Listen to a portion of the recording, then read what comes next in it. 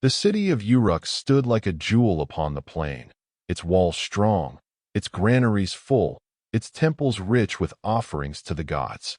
But behind its splendor lay sorrow. For its king, Gilgamesh, though mighty in stature and unmatched in strength, ruled with a restless and merciless heart. His every act was driven by a hunger that no triumph could satisfy, a desire to prove himself greater than man, greater even than the gods who made him. The people of Uruk lived in awe and fear of him, for he was their protector and their tormentor both. From dawn until dusk, the city echoed with his commands. He called young men to fight his endless contests, to build his monuments, to bear the weight of his ambition. He took what pleased him, the finest horses, the strongest sons, the daughters newly wed. None could resist the will of Gilgamesh, for who among mortals could challenge one born of the gods? The people cried out to the heavens, their voices rising like smoke toward the distant stars. In the sacred temple of Anu, the sky father, and Ishtar, the radiant goddess of love and war, the priests lifted their arms and pleaded for deliverance. "O great gods," they cried, "you made Gilgamesh strong, but you did not give him mercy. You crowned him with glory, but you forgot compassion. He tramples the people of Uruk like a storm. Send us someone who can stand against him, who can humble his pride and teach him the meaning of his own heart." And so the gods listened. From the clay of the earth, the goddess Uruk took her hands and molded a new being, wild, untamed, a man of nature rather than civilization. His body was covered in hair, his limbs were strong as an ox's, and he roamed the wilderness among the beasts. This was Enkidu, the mirror to Gilgamesh, his equal in might, yet pure in spirit. Where Gilgamesh was shaped by stone walls and divine ambition, Enkidu belonged to the open sky and the living earth. In the forests and meadows, Enkidu drank beside gazelles and ran with the wild herds. He broke the hunters' traps and freed the beasts from their snares, for he knew nothing of kings or cities, of war or pride. To the people of Uruk, he was a rumor, a creature of the wild sent by the gods to challenge their king. To Gilgamesh, he would soon become something far greater, the one soul who could stand beside him as an equal, and the one who would change his destiny forever. But the gods knew that no beast could confront a man who ruled an empire. To bring Enkidu into the world of men, they would send temptation, a woman, wise and beautiful, whose touch could awaken the heart and draw him from the forest. Her name was Shamhat, a priestess of Ishtar, who would go forth to the wilderness to tame the wild man of the gods. And so began the chain of fate that would bind two souls, one born of civilization, the other of the untamed world, in friendship, glory, and tragedy. The story of Gilgamesh was no longer his alone. The winds over Uruk had begun to shift, carrying with them the promise of change and of loss. Far beyond the walls of Uruk, in the boundless plains where the grass bent like waves under the wind, Enkidu lived in harmony with the wild. He was both man and beast, drinking from rivers alongside gazelles, sleeping under the open stars, running swift and free through the morning mist. His laughter was the roar of the earth itself, his heartbeat the rhythm of the wilderness. But his freedom was about to meet the cunning of civilization and the subtle power of human desire. One day, a hunter came upon him near a watering hole. The hunter watched in awe as Enkidu freed the trapped animals and destroyed his snares.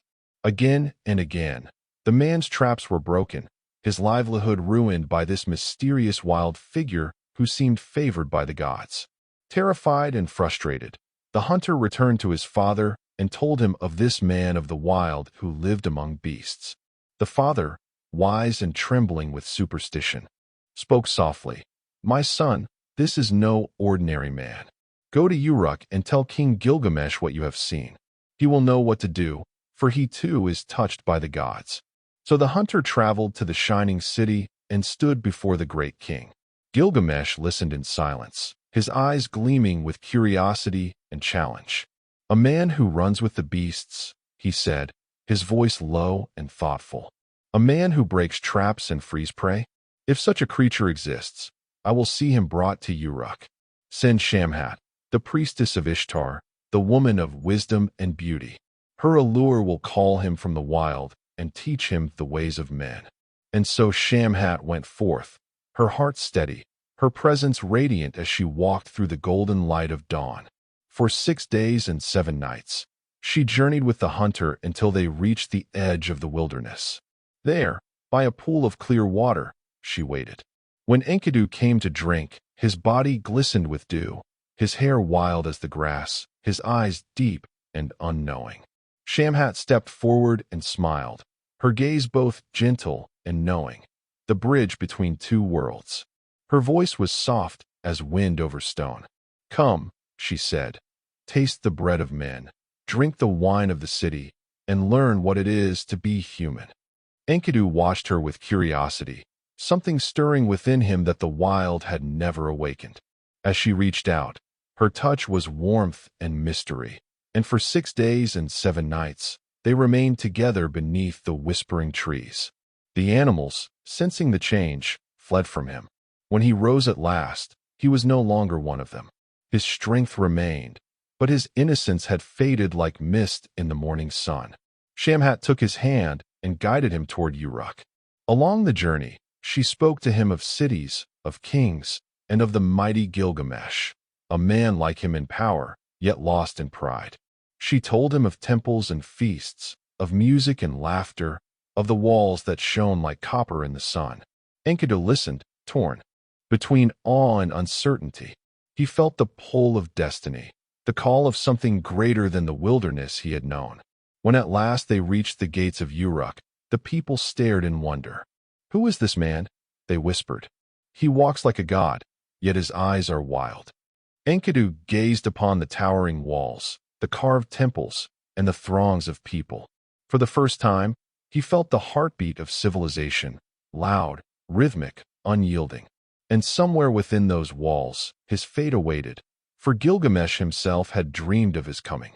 In the nights before Enkidu's arrival, the king had seen a vision, a great star falling from the sky, and he, Gilgamesh, unable to lift it though his strength was unmatched.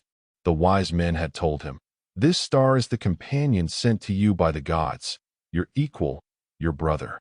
Together you will shape destinies." And so, the meeting of Gilgamesh and Enkidu drew near, a moment that would shake both heaven and earth and forever change the heart of a king.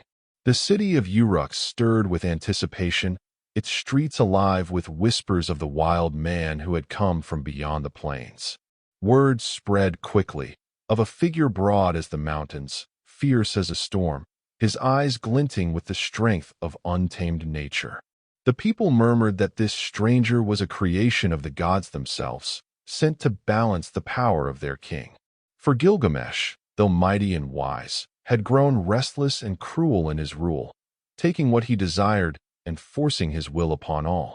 Even the daughters of Uruk trembled at his approach, and the elders raised their voices to the heavens for deliverance. Now, the answer to their pleas had walked through the gates. Enkidu, the wild-born man who would meet the king as an equal. Enkidu, now clothed in woven linen, his hair tamed and his steps heavy with purpose, followed Shamhat through the grand avenues of Uruk. The scent of incense and baked bread filled the air. The sounds of hammers, flutes, and laughter merged into a living rhythm, the pulse of human civilization. Enkidu felt both wonder and unease, for though his heart was strong, this world of stone and order was unlike anything he had ever known. As they neared the temple of Ishtar, a great cry echoed across the marketplace. The king comes. Gilgamesh approaches. And then he appeared, tall, broad-shouldered, with a gaze as sharp as an eagle's and a stride that made the earth seem to bend beneath his feet. His robe shimmered like gold dust, his crown gleamed in the sun, and yet behind the power in his eyes there was a loneliness, the solitude of one who believes none can match him. The crowd bowed, save for one. Enkidu stood firm, his feet planted like roots in the earth, his chest rising with quiet defiance. Gilgamesh's eyes met his, and in that instant, two forces, one born of the wild, one forged in kingship, collided in silent challenge. Without a word, Gilgamesh moved forward, his presence commanding, his anger slow and deliberate. "Who dares stand against me?" he thundered, his voice ringing through the courtyard. "This city is mine, its people, its stones, its fate. Who are you, stranger, to bar my path?" Enkidu's reply was steady and unflinching. "I am the equal the gods have sent. I come to teach the king humility, and to show him that power without mercy is weakness." A murmur rippled through the crowd. Then, with a cry that shook the temple steps, the two men leapt at one another. The ground trembled beneath their struggle, a clash not merely of bodies but of destinies. Dust and echoes filled the air as they grappled, each testing the other's strength. Gilgamesh, trained in the arts of war, struck with precision and force. Enkidu, untamed and fierce, countered with the raw might of nature itself. The walls of Uruk seemed to quiver, and even the gods paused to watch the battle unfold. Neither yielded. Their breath came heavy, their arms locked in unbreakable grips. Sweat glistened on their brows, their muscles straining like bowstrings drawn to the limit. Time itself seemed to slow, the crowd silent, watching two halves of humanity, civilization and nature, power and purity, wrestle for dominance.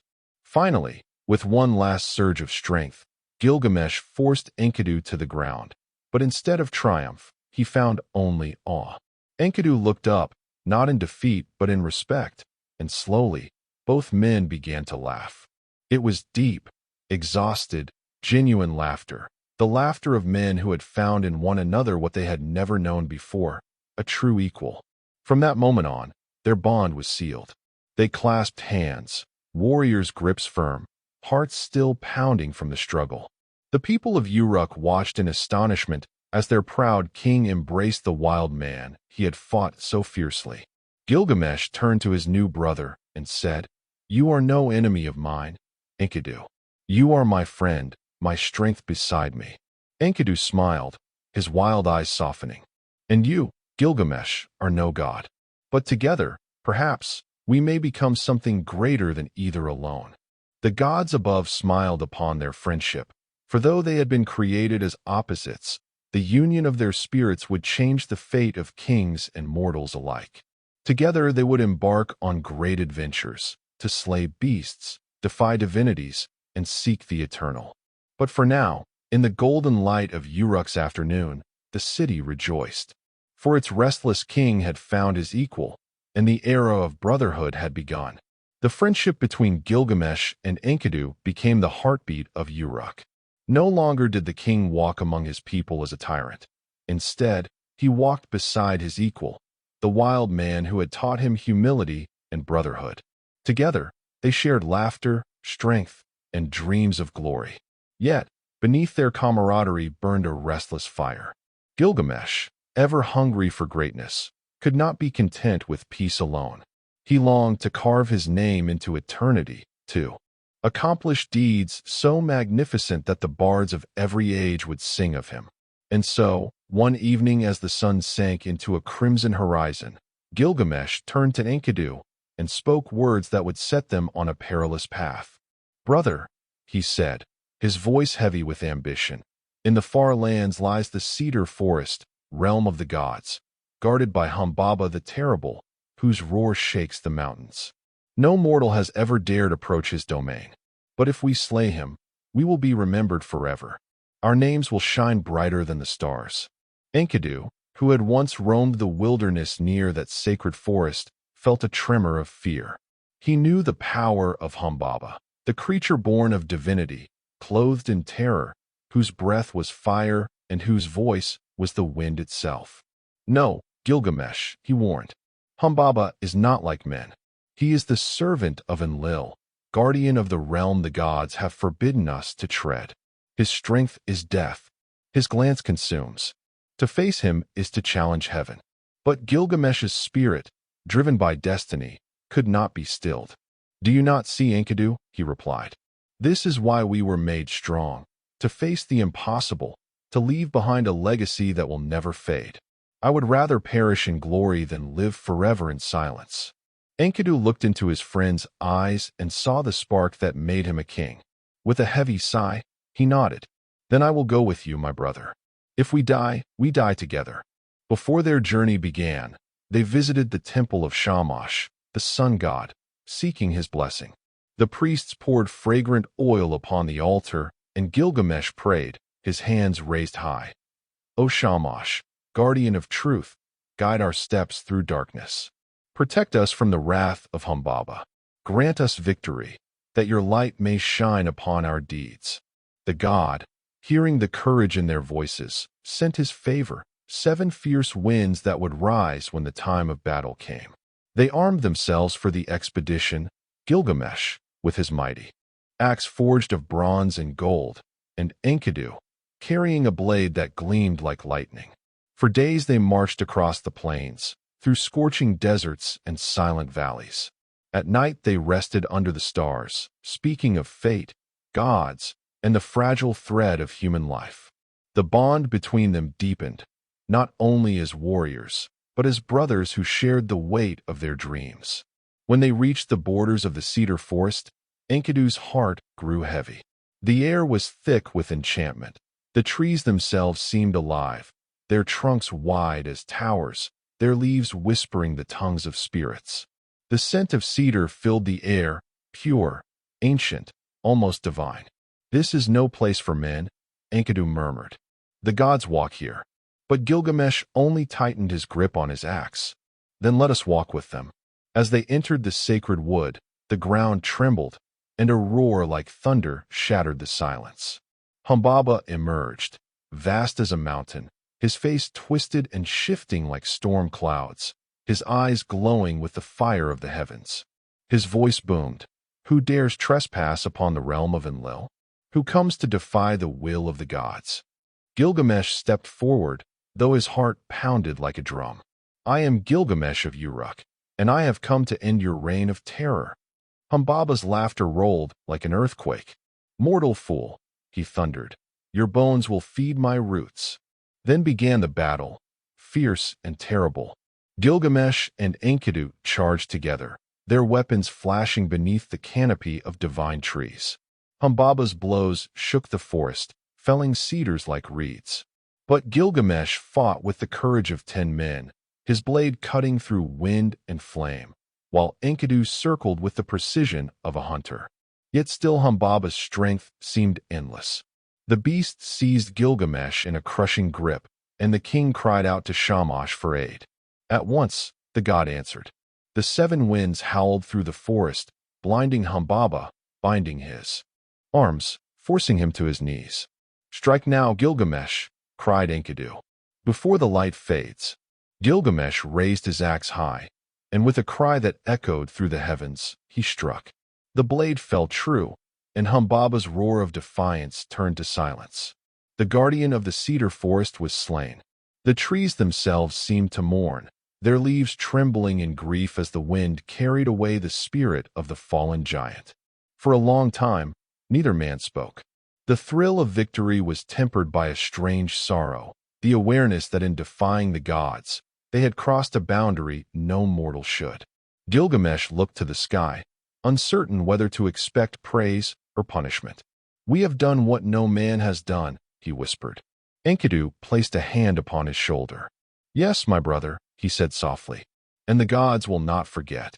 They took the cedar wood for Uruk as a symbol of their triumph, and began their long journey home, unaware that their greatest trials had only just begun. The return to Uruk was triumphant. The people lined the city walls to see their king and his brother in arms, both weary and radiant with glory. The air rang with cheers, the scent of cedar filled the streets, and songs of victory echoed through the temples. Gilgamesh and Enkidu had slain Humbaba, the terror of the cedar forest, and brought back the sacred timber of the gods, a feat no mortal had ever dared attempt. For a moment, it seemed as though the divine had smiled upon them. The craftsmen of Uruk set to work carving the cedar into gates for the temple of Enlil, while Gilgamesh offered sacrifices to Shamash, thanking him for his favor. The city feasted for days, their tables overflowing with wine, roasted lamb, and honeyed bread.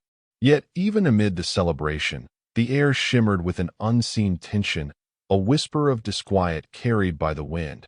For the gods are seldom patient when mortals taste too much of their power. From the heavens, the goddess Ishtar watched the festivities with eyes like molten gold. She, the daughter of Anu and the embodiment of love and war, was captivated by the sight of Gilgamesh, his strength, his beauty, his triumph. Her heart, both divine and dangerous, stirred with desire. "Such a man is worthy of me," she declared, and her voice rolled through the skies.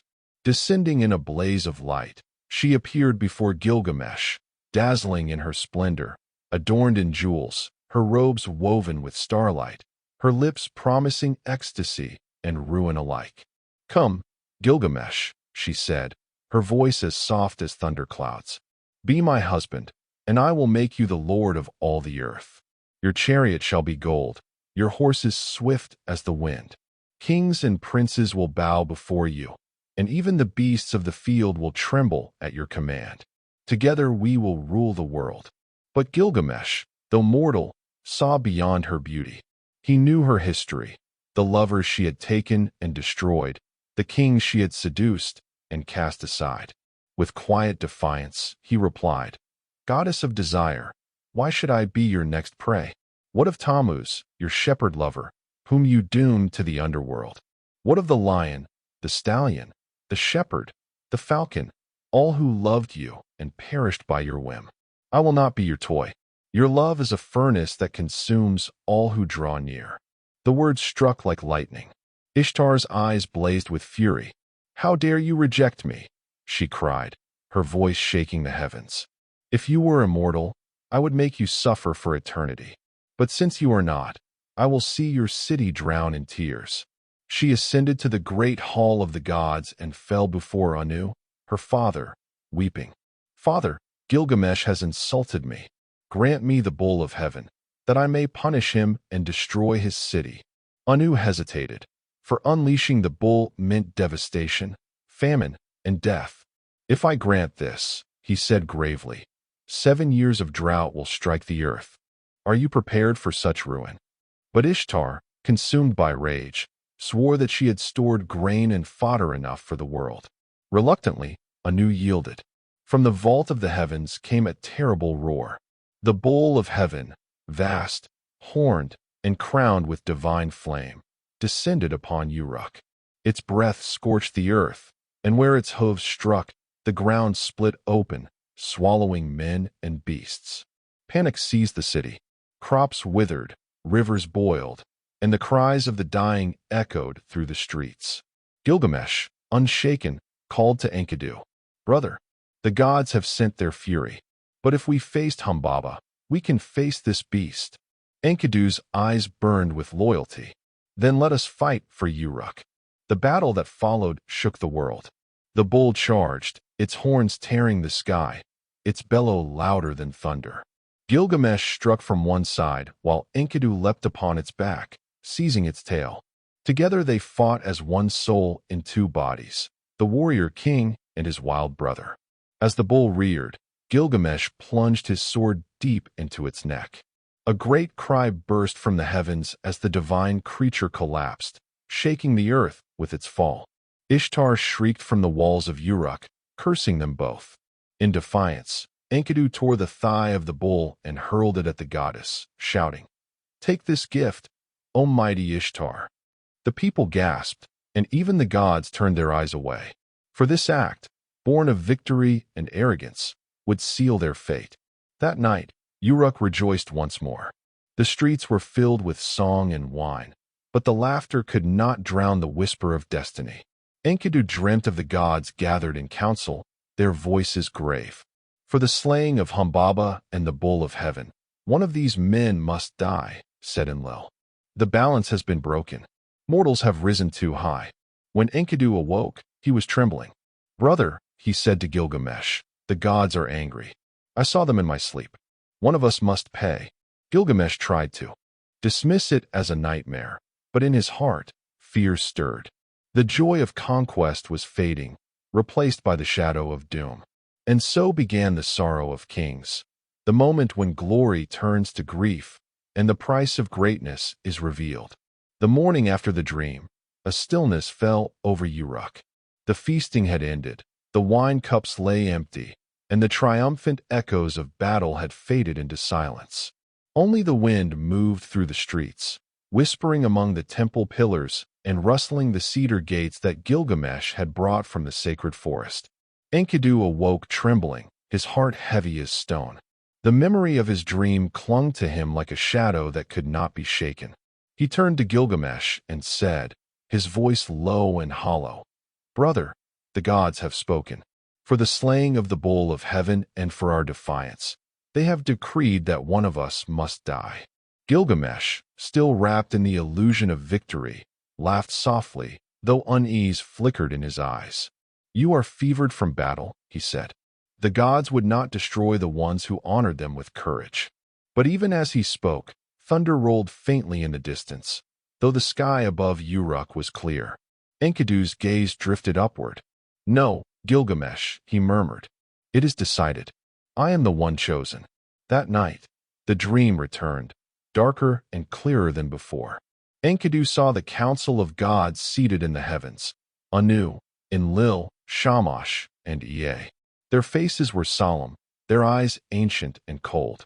Enlil rose and spoke. "They have slain Humbaba, whom we appointed guardian of the cedar forest. They have killed the bull of heaven, the weapon of the gods. One of them must die." Shamash, protector of Gilgamesh, pleaded for mercy, but Enlil's will was law. "Let Enkidu fall," he decreed. "Let him pay for their arrogance." Enkidu awoke in terror. His body ached, his breath came shallow. The sickness began as a fever in his limbs, spreading like fire beneath his skin. Gilgamesh called for healers, priests and exorcists. Offerings were laid before every altar in Uruk: incense, honey, wine, and lambs. But nothing could ease the pain. Day by day, Enkidu grew weaker, his once mighty frame trembling like a reed in the wind. In his delirium, he cursed the cedar gate he had built, cursed the hunter who had found him in the wild, cursed even Shamhat, the woman who had brought him to civilization. "I would have lived free with the beasts," he groaned, "had I never seen the walls of Uruk." But as he lay dying, Shamash's voice came to him in the golden light of sunset. "Do not curse her, Enkidu," the gods said. "Through her you gained a friend, and through that friendship you became greater than any wild creature. You have lived, and you will be remembered." Hearing this, Enkidu's anger softened. Tears welled in his eyes as he reached for Gilgamesh's hand. "Do not forget me, brother," he whispered. "When I am gone, do not let my name fade into dust." Gilgamesh wept openly, his voice breaking as he held his friend close. "You will not be forgotten. The world itself will remember you." For 12 days and nights, Enkidu lingered, hovering between life and death. His once radiant eyes dimmed, his breath slowed, and on the 13th day, as dawn broke over Uruk, he exhaled for the last time. The great warrior who had wrestled lions and defied gods lay still. A hush fell upon the city. Even the rivers seemed to slow their flow. Gilgamesh tore his robes, scattered dust upon his hair, and cried out in anguish. "Hear me, gods of heaven and earth. Hear me, you who shaped our fates. My brother is gone, my heart, my strength, my joy." He wandered the streets, his cries echoing through temples and courtyards. The people watched in silence as their king, once invincible, was undone by grief. He ordered a grand funeral, a ceremony worthy of kings and heroes. Gold, silver, and lapis lazuli were laid beside Enkidu's body. Musicians played soft laments, while priests chanted hymns to guide his soul through the underworld. Gilgamesh built a statue of his friend, carved from cedar and gilded with gold, so that his likeness would never fade. But none of it eased the pain. In the nights that followed, Gilgamesh could not sleep. He roamed the city walls, staring into the dark horizon. His mind was haunted by the image of Enkidu lying motionless, his eyes closed forever. For the first time, the great king felt the weight of mortality. If Enkidu, strong, fearless, half divine, could die, then what hope was there for any man? He began to question everything. The temples, the gods, the very meaning of his kingship, all seemed hollow in the face of death. Must I too perish like him? He cried to the stars. Is there no escape from the darkness that swallows all? Thus began Gilgamesh's descent, a journey not of conquest, but of fear and longing. He abandoned his throne, his people, and the comforts of his city. Draped in skins, with hair uncut and eyes hollow, he wandered the wilderness like a shadow of his former self. His heart burned with one desire, to find the secret of eternal life, to undo what the gods had decreed. The man who once sought glory now sought meaning. His steps carried him beyond the borders of his realm, across deserts and mountains, toward the edge of the world, to find the one man who had cheated death, Utnapishtim, the immortal survivor of the great flood. And thus, the greatest king of Uruk became the most desperate of wanderers, chasing eternity through the ruins of mortality. In the days after Enkidu's death, Gilgamesh became a ghost of himself. The once golden king of Uruk, clothed in splendor and crowned with laurel, now walked barefoot through the dust. His garments were torn, his hair matted, and his eyes hollow with sleeplessness. He no longer cared for his throne, his people, or his palace of cedar and gold. The feasts went uneaten, the council halls silent. The great walls of Uruk, once his pride. But grief soon turned to dread. Death, which had once been a distant rumor, now stalked him like a predator. Gilgamesh could not escape the image of Enkidu's still form, the lifeless eyes that once burned with fire. Must I too lie in the earth, he whispered, food for worms, forgotten by the ages? It was then that he remembered the ancient tale, a story whispered by priests and travelers, of Utnapishtim, the man who had survived the great flood and been granted immortality by the gods. If such a man still lived, perhaps he held the key to defeating death itself. So Gilgamesh made his choice. He left Uruk behind, abandoning his crown, his people, and his legacy. As dawn broke over the city, he passed through the great bronze gates and vanished into the wilderness. The wind carried with it the murmurs of those who saw him go, the people's sorrow mingling with awe. Their king, half god and half man, was now a wanderer upon the face of the earth. He traveled across deserts where the sun blazed like molten gold, and through forests where ancient spirits whispered among the trees. He hunted wild beasts for food, drank from muddy rivers, and slept beneath the open sky. His skin darkened, his muscles thinned, but his resolve never faltered. Each night he gazed upon the stars, the silent witnesses of creation, and whispered to the heavens, I will not die. I will find the secret of eternal life. After many days, he reached the edge of the world, the twin mountains Mashu, whose peaks touched the vault of heaven and whose roots plunged into the underworld.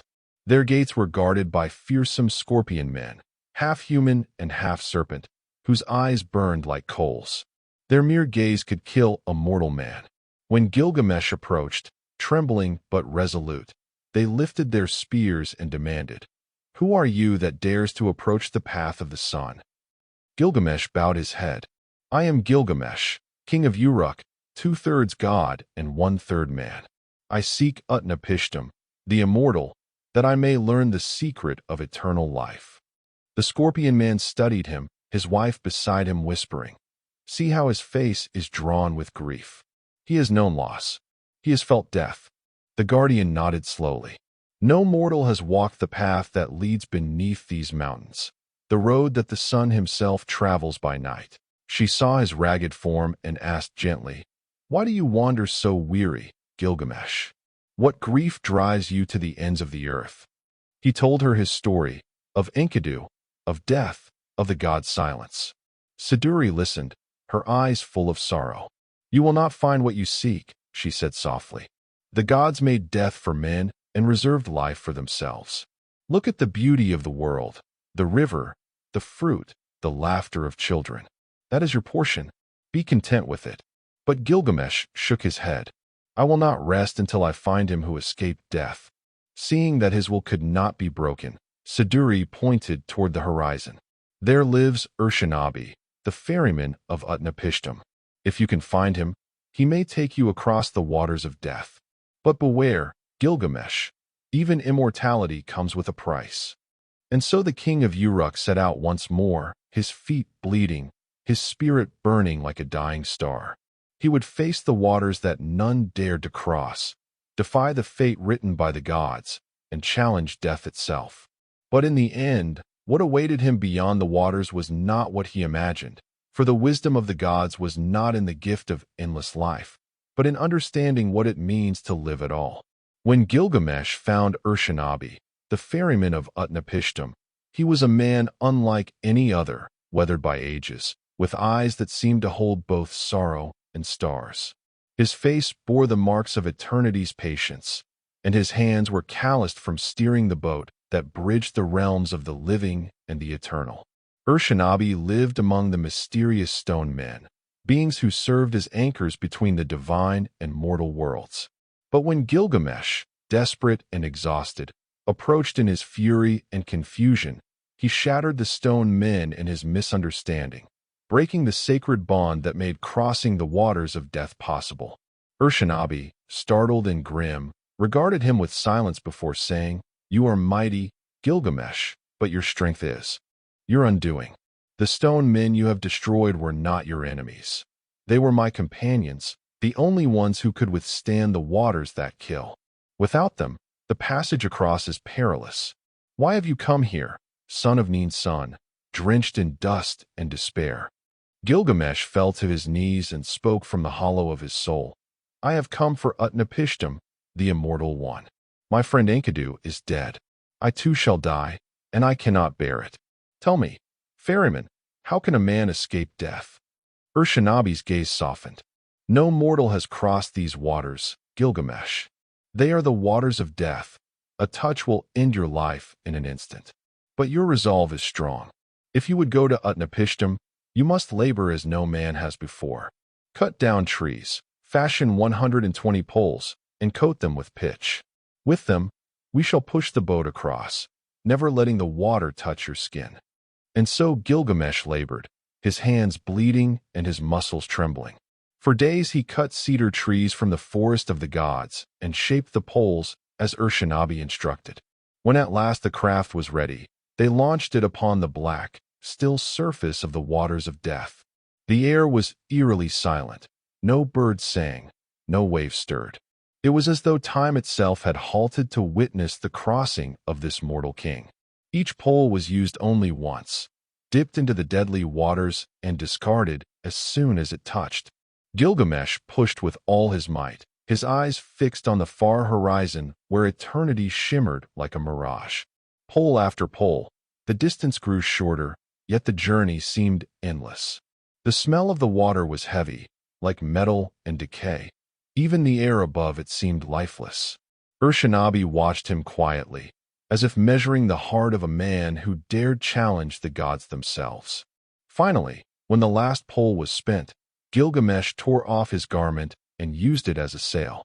The wind caught it, and the boat glided forward, carrying him and Urshanabi beyond the veil of mortality. There, on the distant shore, stood a man who bore the weight of ages, Utnapishtim the faraway, survivor of the great flood, whom the gods had granted eternal life. Gilgamesh stepped onto the shore and looked upon him with awe. Utnapishtim was not what he expected. He was no radiant god, no celestial being of light. He was simply a man, weary and weathered, his face lined with wisdom and memory. Gilgamesh bowed deeply and said, "Are you truly the one who lives forever? Tell me, how did you gain the life that knows no death?" Utnapishtim regarded him with a calm gaze. "Why do you seek what cannot be found?" he asked. "You, Gilgamesh, who were made by the gods to be strong, wise, and kingly. Why do you grieve so for the fate of men? Death is the thread that weaves the pattern of life. Without it, there is no meaning, no striving, no joy. The gods gave men mortality so that they might cherish what is fleeting." But Gilgamesh's voice broke with anguish. "My heart will not rest. I have seen death take my friend, and it will come for me. I will not accept it." Seeing his desperation, Utnapishtim sighed. "Then listen, Gilgamesh, and I will tell you of the secret of the gods, of the flood that destroyed the world, and of how I came to dwell beyond time." And thus the old man began his tale.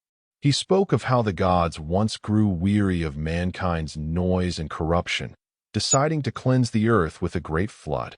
But one god, Ea, whispered the secret to Utnapishtim in a dream, commanding him to build a vast boat to save his family and the seeds of every living thing. The flood came, swallowing mountains and drowning kings, but Utnapishtim survived, and when the waters receded, the gods rewarded him with immortality. When he finished his tale, silence hung between them like mist. Gilgamesh fell to his knees, tears streaking his face. "Then it is hopeless," he whispered. "There is no way to escape death." Utnapishtim looked upon him with pity. "There is one test, Gilgamesh. If you can stay awake for 6 days and 7 nights, perhaps the gods will deem you worthy of their gift. But beware, even the mightiest cannot resist the call of sleep." Gilgamesh agreed, proud and determined. But as soon as he sat down, the weariness of his long journey claimed him. His eyelids grew heavy, and he sank into slumber, not for moments, but for days. When he awoke, Utnapishtim's wife pointed to 7 loaves of bread, each baked 1 per day of his sleep. "See," said Utnapishtim, "you could not conquer sleep. How then could you conquer death?" In that moment, Gilgamesh understood. Mortality was not a curse, but a measure of being. And yet, before sending him home, Utnapishtim would offer one final secret, a gift from the depths of the sea. As dawn broke over the edge of the immortal lands, the pale light cast its soft hue upon Gilgamesh's weary face. His eyes, heavy with revelation, still glimmered faintly with the fire of hope that refused to die. Utnapishtim, standing before him like an old cedar rooted in eternity, spoke gently but firmly. "Gilgamesh," he said, "your body may be strong, but your heart still battles what cannot be defeated. You have sought the secret of life in the heavens, in the wilderness, and across the waters of death. Yet, what you search for lies deeper still, beneath the surface of the world and the surface of yourself." Gilgamesh looked up, his voice soft but desperate. "If death cannot be escaped, then let me at least bring something home to my people, something to show that I did not cross oceans and wastelands in vain." A faint smile touched the corners of Utnapishtim's mouth. "There is one thing," he said after a long silence. "At the bottom of the sea lies a plant unlike any other, a thorny flower that grows in the depths where no light reaches. It restores youth to the old and renews life to the weary. I will not take it, for my time is endless. But you, Gilgamesh, if you can dive to the bottom and pluck it, then you may yet carry back a gift worthy of your journey." Without hesitation, Gilgamesh stripped himself of his armor and clothes, binding stones to his feet as anchors. The sea loomed before him, dark and immense, its waves whispering secrets of forgotten gods. He took a deep breath and plunged into the abyss. The cold struck him like iron. Down he went, past shimmering fish, past drowned ruins, past the shadows of creatures that never knew sunlight.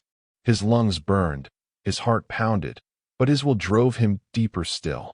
At last, in the silent darkness, he saw it, a radiant flower glowing softly among the stones.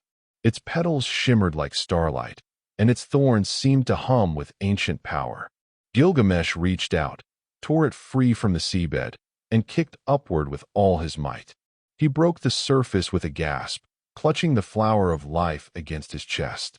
When he returned to the shore, Utnapishtim watched him from afar. "You have found what few even dare to dream," said the immortal. "Take it home, Gilgamesh. Use it not for yourself, but for the good of others. For kingship is not to escape death, but to ease the burden of those who live beneath it." Gilgamesh bowed deeply in gratitude.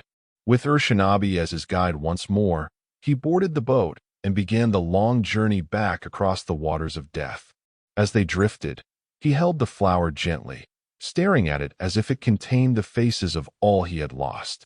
He thought of Enkidu, his laughter, his courage, the warmth of their friendship, and whispered, "For you, my brother, I have found the gift denied to men." I will bring it home, and our people will never grow old." For many days they traveled, and at last the familiar lands of Uruk appeared in the distance. The mighty walls, the shining towers, the life he had once known. He was tired but filled with quiet triumph. On their final stop, Gilgamesh rested by a cool spring, laying down the flower beside him. The air was peaceful, the sound of water gentle and soothing. Exhausted, he washed his face, and in that brief moment of serenity, he forgot his purpose. As he bent to drink, a serpent slid silently from the shadows, drawn by the scent of the divine flower. Before Gilgamesh could react, the creature snatched the plant in its jaws and slithered away. As it moved, its dull, old skin fell away, replaced by a new one, bright and glistening. The snake, reborn, vanished into the reeds, leaving only ripples upon the water. When Gilgamesh realized what had happened, he fell to his knees.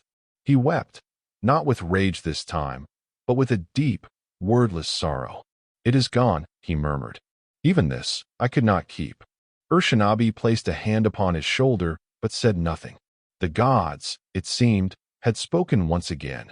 Immortality was not for kings or heroes. Yet, as the grief ebbed from him, Gilgamesh rose to his feet.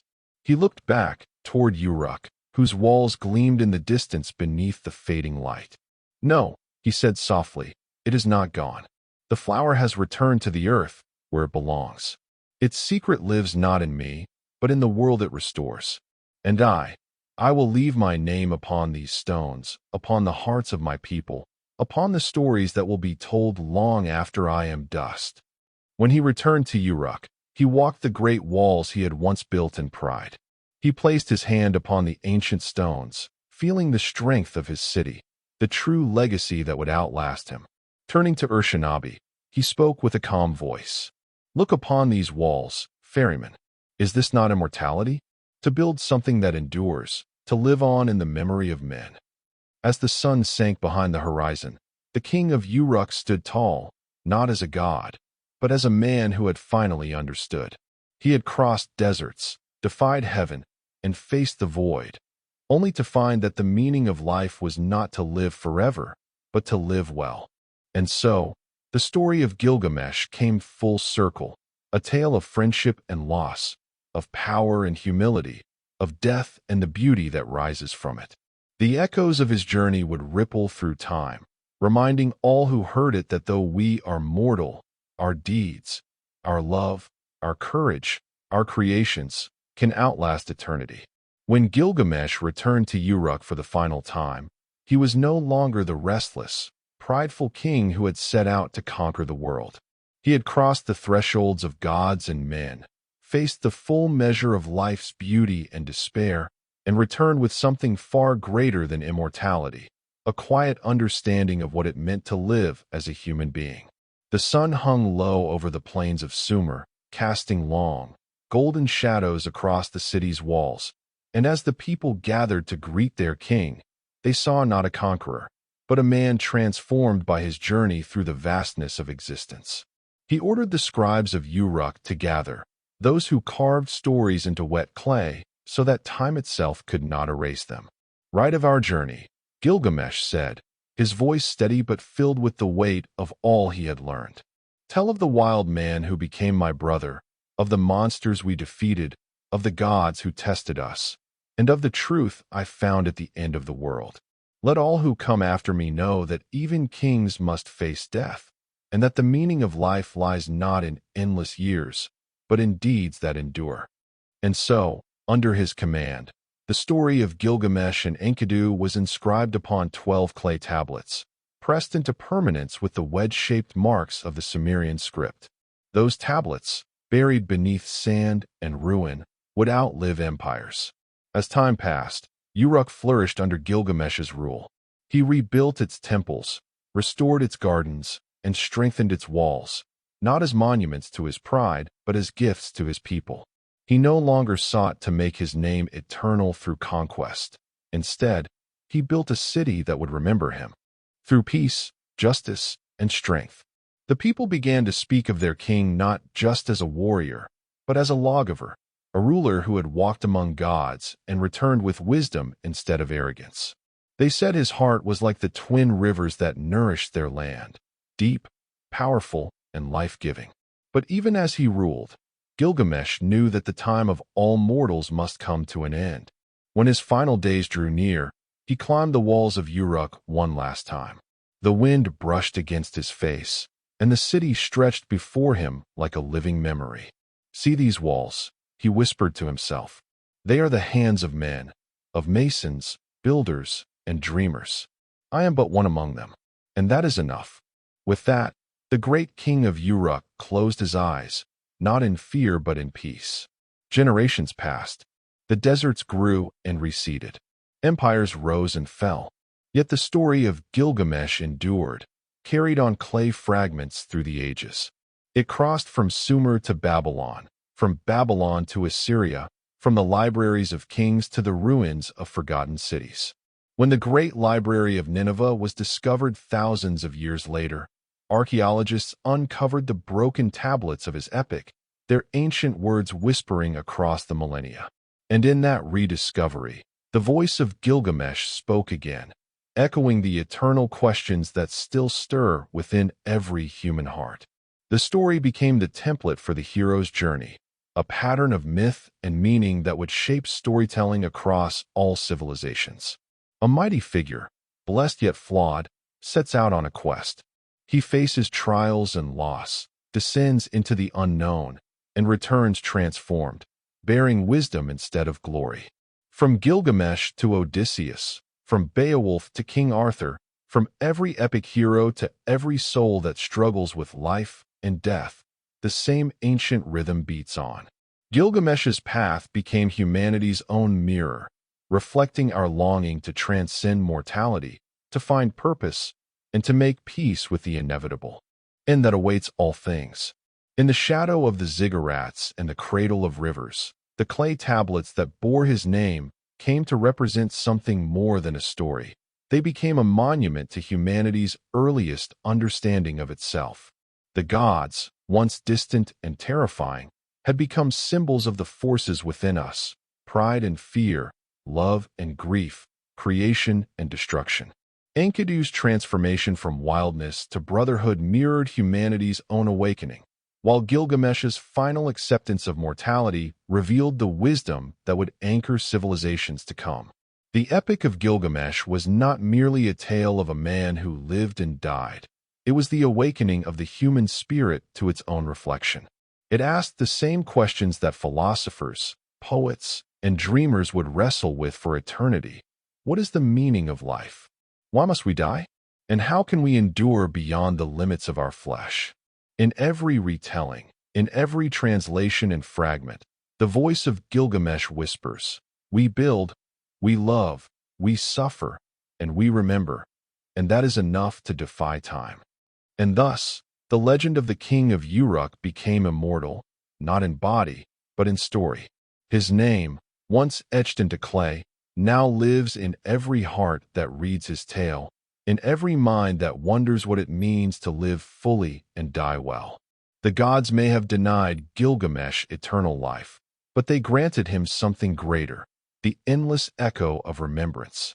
For as long as humanity tells stories, Gilgamesh will walk among us, not as a king or a god, but as a man who learned that mortality is not the enemy of greatness, but its foundation.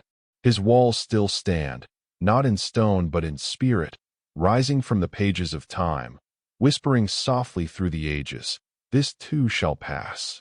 But what you build with your heart, what you give, what you love, will never fade.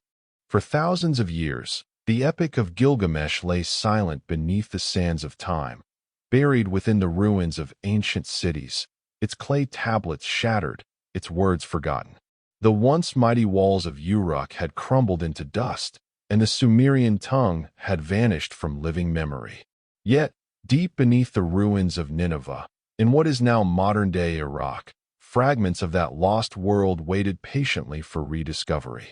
In the mid-19th century, British archaeologists digging through the remnants of the Great Library of King Ashurbanipal uncovered thousands of clay tablets inscribed with cuneiform, the wedge-shaped script of Mesopotamia.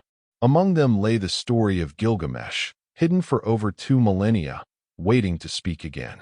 When the Assyriologist George Smith first pieced together the fragments of the tablets in 1872, he trembled as he realized what he had found. Before him was not merely a story of ancient kings. It was the world's oldest epic, a tale that predated Homer by more than 1,000 years. Smith, reading aloud the words of Tablet 11, came across a passage describing a great flood sent by the gods to destroy humankind. As he translated, his voice broke with astonishment. The story of Utnapishtim and the flood mirrored the biblical tale of Noah, yet it had been written long before the Hebrew scriptures. The discovery shook the scholarly world, blurring the line between myth and history, faith and legend. The news spread quickly across Europe. Newspapers declared that the Deluge tablet had revealed the world's earliest account of the flood, older than Genesis itself. Scholars and theologians alike were forced to reconsider the origins of the stories that shaped civilization. But beyond the flood narrative, the Epic of Gilgamesh revealed something far more profound: an ancient people's search for the meaning of life and death, friendship and loss, purpose and eternity.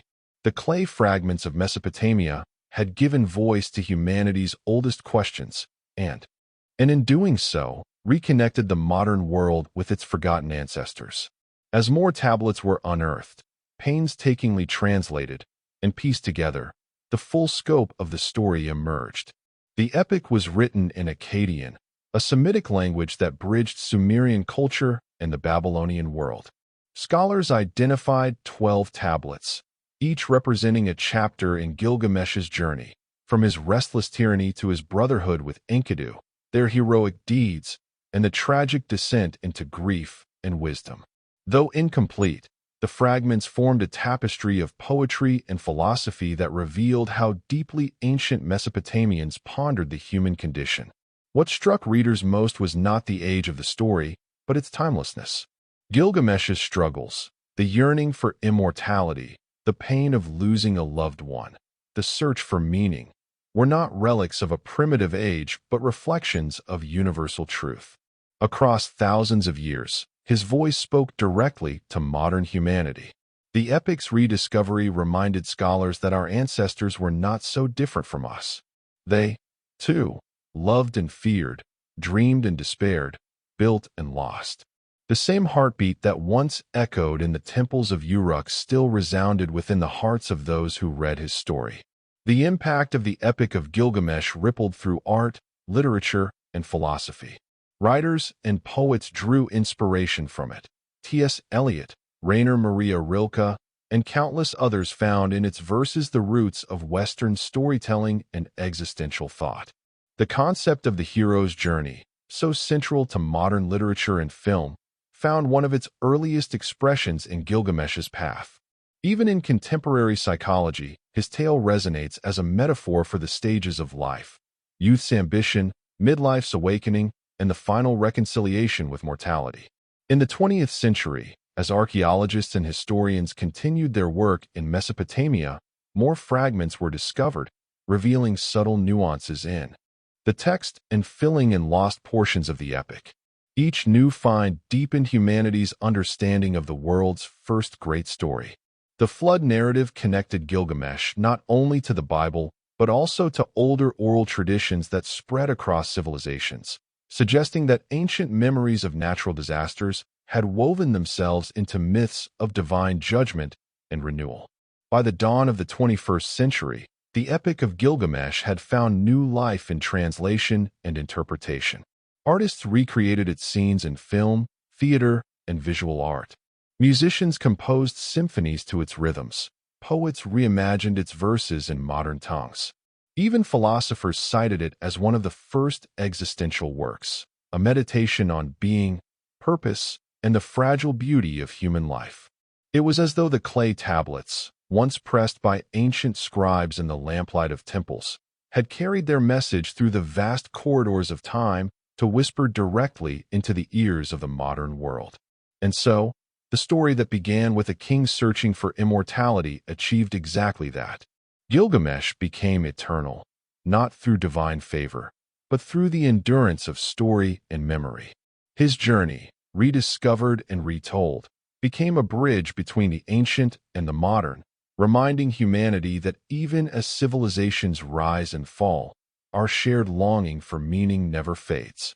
In the flicker of lamplight and the hum of the scholar's brush across cuneiform lines, the voice of Uruk's king still speaks.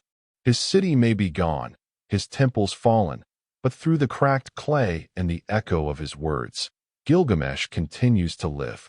In every reader who contemplates mortality, in every dreamer who seeks truth beyond the horizon, the first great hero of humankind endures, immortal at last, not in body, but in story.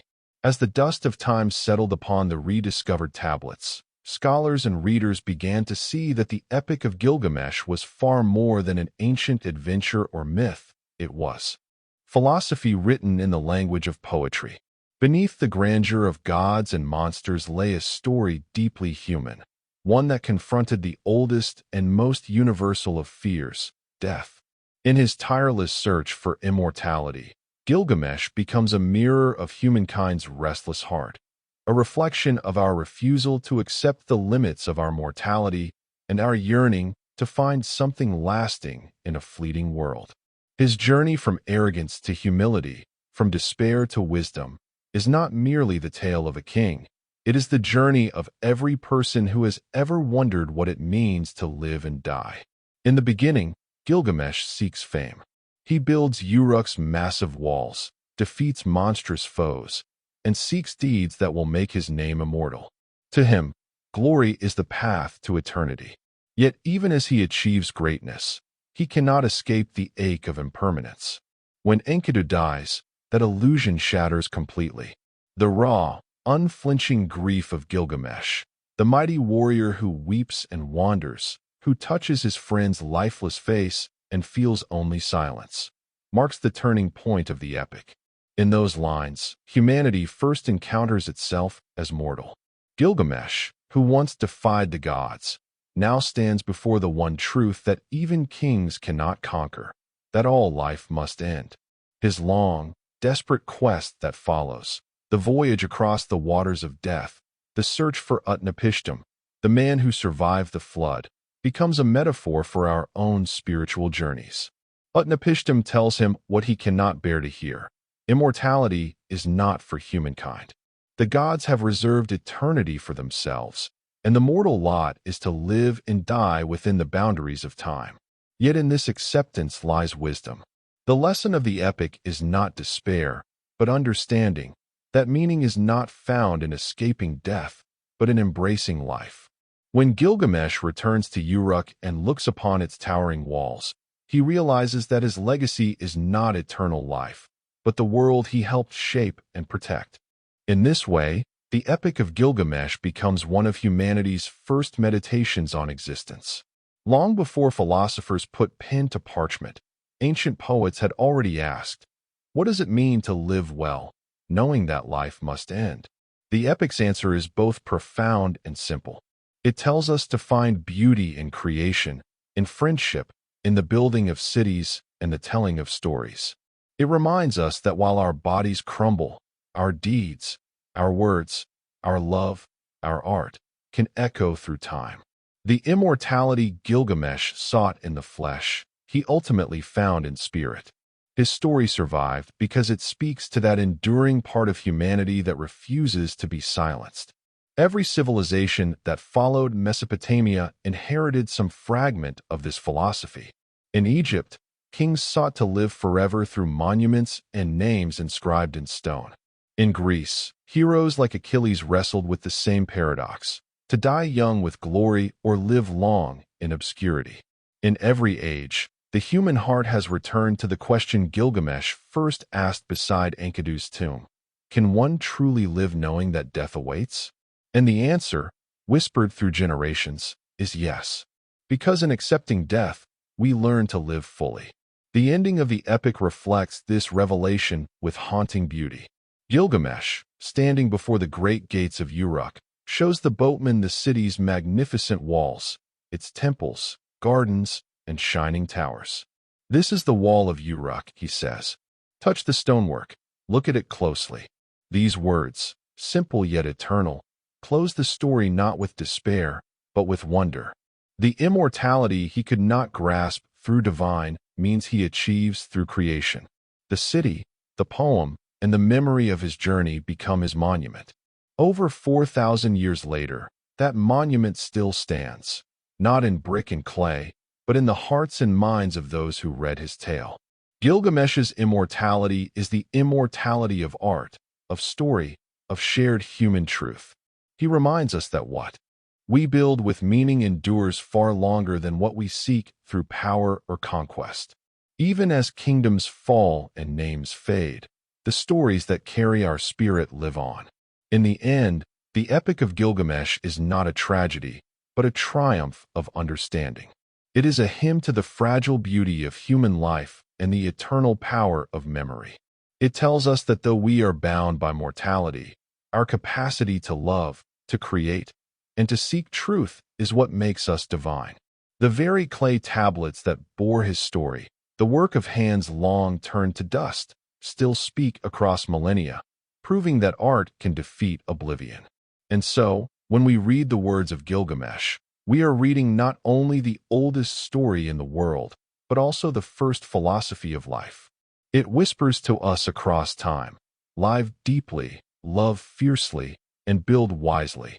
For in these things, eternity is found. The story of Gilgamesh, born in the cradle of civilization, did not fade with the fall of Sumer or the silence of ancient scribes. It endured, transforming and echoing through every age that followed. The clay tablets on which the epic was first pressed may have lain buried for millennia, yet the ideas they carried proved indestructible. When 19th-century archaeologists unearthed the shattered tablets of Nineveh's great library, they were not merely discovering a lost tale. They were uncovering the foundation of world literature itself. What they found in Gilgamesh was not only the voice of an ancient king, but the pulse of the human condition. This rediscovery would forever change how scholars, poets, and thinkers viewed the beginnings of storytelling and the shared inheritance of humanity's imagination. The influence of the Epic of Gilgamesh ripples subtly through later mythologies and sacred texts. The story of Utnapishtim's flood, where the gods destroy the world and one man survives by building a great boat, predates and possibly inspired later biblical narratives, including that of Noah's Arkansas. Its message of divine wrath, survival, and renewal became a universal motif, retold in countless variations across civilizations. The heroic struggles of Gilgamesh and Enkidu against monstrous beings such as Humbaba and the Bull of Heaven found echoes in Greek tales of Heracles, in Norse sagas of dragon slayers, and in the epic cycles of India's Mahabharata and Ramayana. Though centuries and languages separated these works, they shared a common thread: the yearning to confront chaos, to challenge fate, and to seek meaning in the struggle itself. When scholars in the modern age finally translated the cuneiform script, they were astonished to discover not a primitive fable, but a narrative of profound sophistication, one that explored love, fear, friendship, loss, and existential doubt long before the rise of Western philosophy. The emotional realism of Gilgamesh and Enkidu's bond felt startlingly contemporary, even modern. Their friendship, fierce and tender, is perhaps the oldest depiction of human companionship in literature, a reminder that even in the earliest dawn of civilization, people already understood the sacredness of human connection.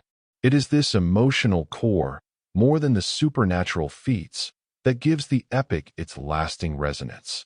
In the centuries since its rediscovery, the Epic of Gilgamesh has inspired poets, novelists, and artists from every corner of the world. Writers such as Rainer Maria Rilke, Philip Roth, and Derek Walcott have drawn upon its themes to explore mortality and meaning in their own works. Scholars have seen in Gilgamesh's quest the seeds of existential thought, the same timeless questioning that would later define modern philosophy. The epic's imagery has even found its way into contemporary film, music, and visual art, with depictions of the restless hero and his fateful journey appearing everywhere from operatic compositions to graphic novels. Each retelling, each adaptation, keeps the ancient flame alive, reshaping it to speak to the hearts of new generations. In many ways, Gilgamesh is the archetype from which all heroes descend. He is the warrior who grows wise, the seeker who learns humility, the king who becomes a man. His journey from arrogance to enlightenment mirrors the moral evolution of civilization itself, an ascent from raw strength to introspection, from conquest to compassion. His story teaches that true greatness does not come from defying death, but from accepting the fragile beauty of life and using one's time to create, protect, and love. Through Gilgamesh, the ancients handed down not just a myth, but a moral compass for all humanity. The rediscovery of the epic also bridged the ancient and modern worlds in a remarkable way. It reminded humankind that our ancestors, those who lived thousands of years before Plato, before the Bible, before the rise of empires, had already pondered the questions we still ask today. Who are we? Why must we die? How should we live knowing that our time is brief? The clay tablets of Gilgamesh, fragile yet unbroken by the centuries, became symbols of the enduring human spirit, a message passed across oceans of time to remind us that the struggle for meaning is as old as civilization itself. Today, when readers encounter Gilgamesh's grief, his futile quest for immortality, and his final acceptance of mortality, they are not reading the musings of a forgotten culture. They are reading themselves. The story transcends its time and place to become a mirror held up to the soul of humanity. Every civilization that rises and falls, every artist who seeks to capture eternity in their work, every person who loves deeply and mourns the loss of that love, all are part of the same continuum that began with the weeping king of Uruk. And so, the legacy of the Epic of Gilgamesh endures not just in museums or classrooms, but in the quiet reflections of those who read it under the same stars that once shone upon ancient Mesopotamia. The clay tablets have spoken, and their message remains. Though the body fades, the story endures. Though the city crumbles, the song remains. Through the telling and retelling of Gilgamesh's tale, humanity achieves the very immortality the hero once sought, a triumph not of the flesh, but of the spirit, bound forever by words carved in the dust of time. Though the Epic of Gilgamesh reads like a myth forged in divine fire, scholars have long sought the truth behind the legend, the flesh-and-blood ruler who may have inspired the tale. Archaeological discoveries and ancient Sumerian king lists reveal that Gilgamesh was not merely a fictional hero, but likely a real king who reigned over the city of Uruk sometime around 2700 BCE. His name appears carved into tablets that chronicle the early dynasties of Sumer, describing him as the fifth king after the flood, a monarch whose reign brought both glory and turmoil. While time has shrouded his true deeds in mystery, the echoes of his rule survive in temple ruins, inscriptions, and oral traditions that gradually wove his memory into the tapestry of myth. Uruk, Gilgamesh's fabled city, was one of humanity's first great urban centers, a sprawling metropolis of mud-brick walls, ziggurats, and canals that gleamed under the sun of southern Mesopotamia. Its people were among the first to write, to organize complex governments, and to build monumental architecture dedicated to their gods. The city's walls, said to have stretched for miles, became a living symbol of civilization's triumph over chaos, a theme that reverberates through the epic itself. For the ancient Sumerians, the city was not just a home. It was a sacred vessel through which order was imposed on the world. And Gilgamesh, as king, was its guardian and its embodiment, a man both mortal and divine, tasked with keeping the cosmic balance between the human and the divine. In the Sumerian poems that predate the later Akkadian epic, Gilgamesh appears as a semi-divine warrior, two-thirds god, one-third human, blessed with unmatched strength but burdened with human flaws. These early tales paint him as both hero and oppressor. His rule began in arrogance and tyranny, his desires unchecked, his people weary of his might. It was said that he took what he wanted, ignored counsel, and ruled with a heavy hand. The gods, seeing his pride, sent a wild man named Enkidu to humble him. Their encounter, first as enemies, then as brothers, marks one of the most moving transformations in ancient literature. The taming of strength by friendship, the awakening of humanity within a god-king's heart. But who was this Gilgamesh beyond the stories? Excavations in the region of Uruk have unearthed evidence of an advanced civilization during his supposed reign, an age of unprecedented construction and trade. The city's famous temple to Inanna, later known as Ishtar, was expanded and adorned, its canals maintained, and its defenses strengthened. Archaeologists have even discovered layers of sediment consistent with a massive flood around that period, a real event that may have inspired the deluge described in the epic. Thus, the boundaries between history and legend blur. A mighty ruler who perhaps fought, built, and ruled with divine favor became, through centuries of storytelling, a timeless hero whose quest for meaning outlasted empires. The figure of Gilgamesh reflects the Sumerian ideal of kingship, not as an absolute ruler, but as a mediator between humans and the gods. Kings were chosen to uphold divine law, to protect their cities, and to ensure harmony between heaven and earth. Yet, like all men, they were destined to die. This paradox, being divine yet doomed, lies at the heart of the Gilgamesh myth. His yearning for immortality is not just personal. It embodies the universal human struggle against impermanence. Every brick of Uruk's walls, every hymn sung to its gods, every story carved in clay was an attempt to defy the silence of eternity. When later Akkadian scribes adapted the Sumerian tales into a single epic around 1800 BCE, they transformed the historical king into a cosmic symbol, a hero who wrestled not only with monsters, but with the deepest fears of existence. His battles with Humbaba and the Bull of Heaven became metaphors for humankind's defiance of nature and fate. His friendship with Enkidu became the emotional core of the story, grounding the divine narrative in something profoundly human. And his ultimate failure to gain eternal life became the lesson that even the greatest of kings must face the truth of mortality. Modern scholars and archaeologists continue to search for the tomb of Gilgamesh, inspired by a 2003 claim that satellite scans may have revealed a buried structure matching descriptions from ancient texts, a possible resting place beneath the dry bed of the Euphrates. Though no definitive proof has yet emerged, the very possibility that the legendary king's body might lie entombed beneath the sands of a rock captures the imagination. It is as if the story itself is waiting, still alive beneath the earth, to rise again. The blending of truth and myth is what gives the Epic of Gilgamesh its timeless power. It reminds us that history and story are not separate realms, but reflections of the same human need to make sense of our lives, our deaths, and our place in the cosmos.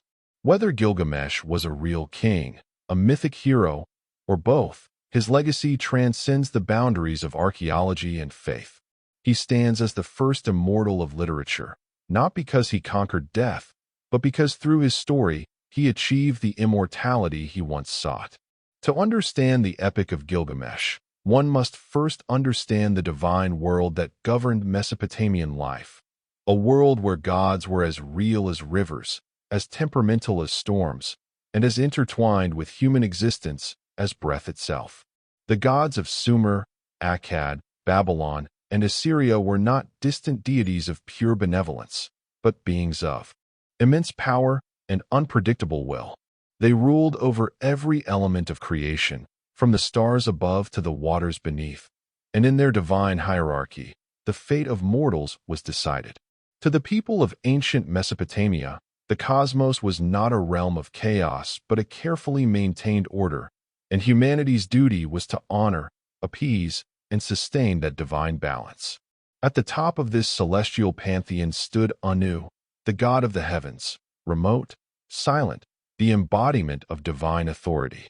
Below him was Enlil, the god of air, storms, and destiny, often seen as the executor of divine will and the patron of kingship.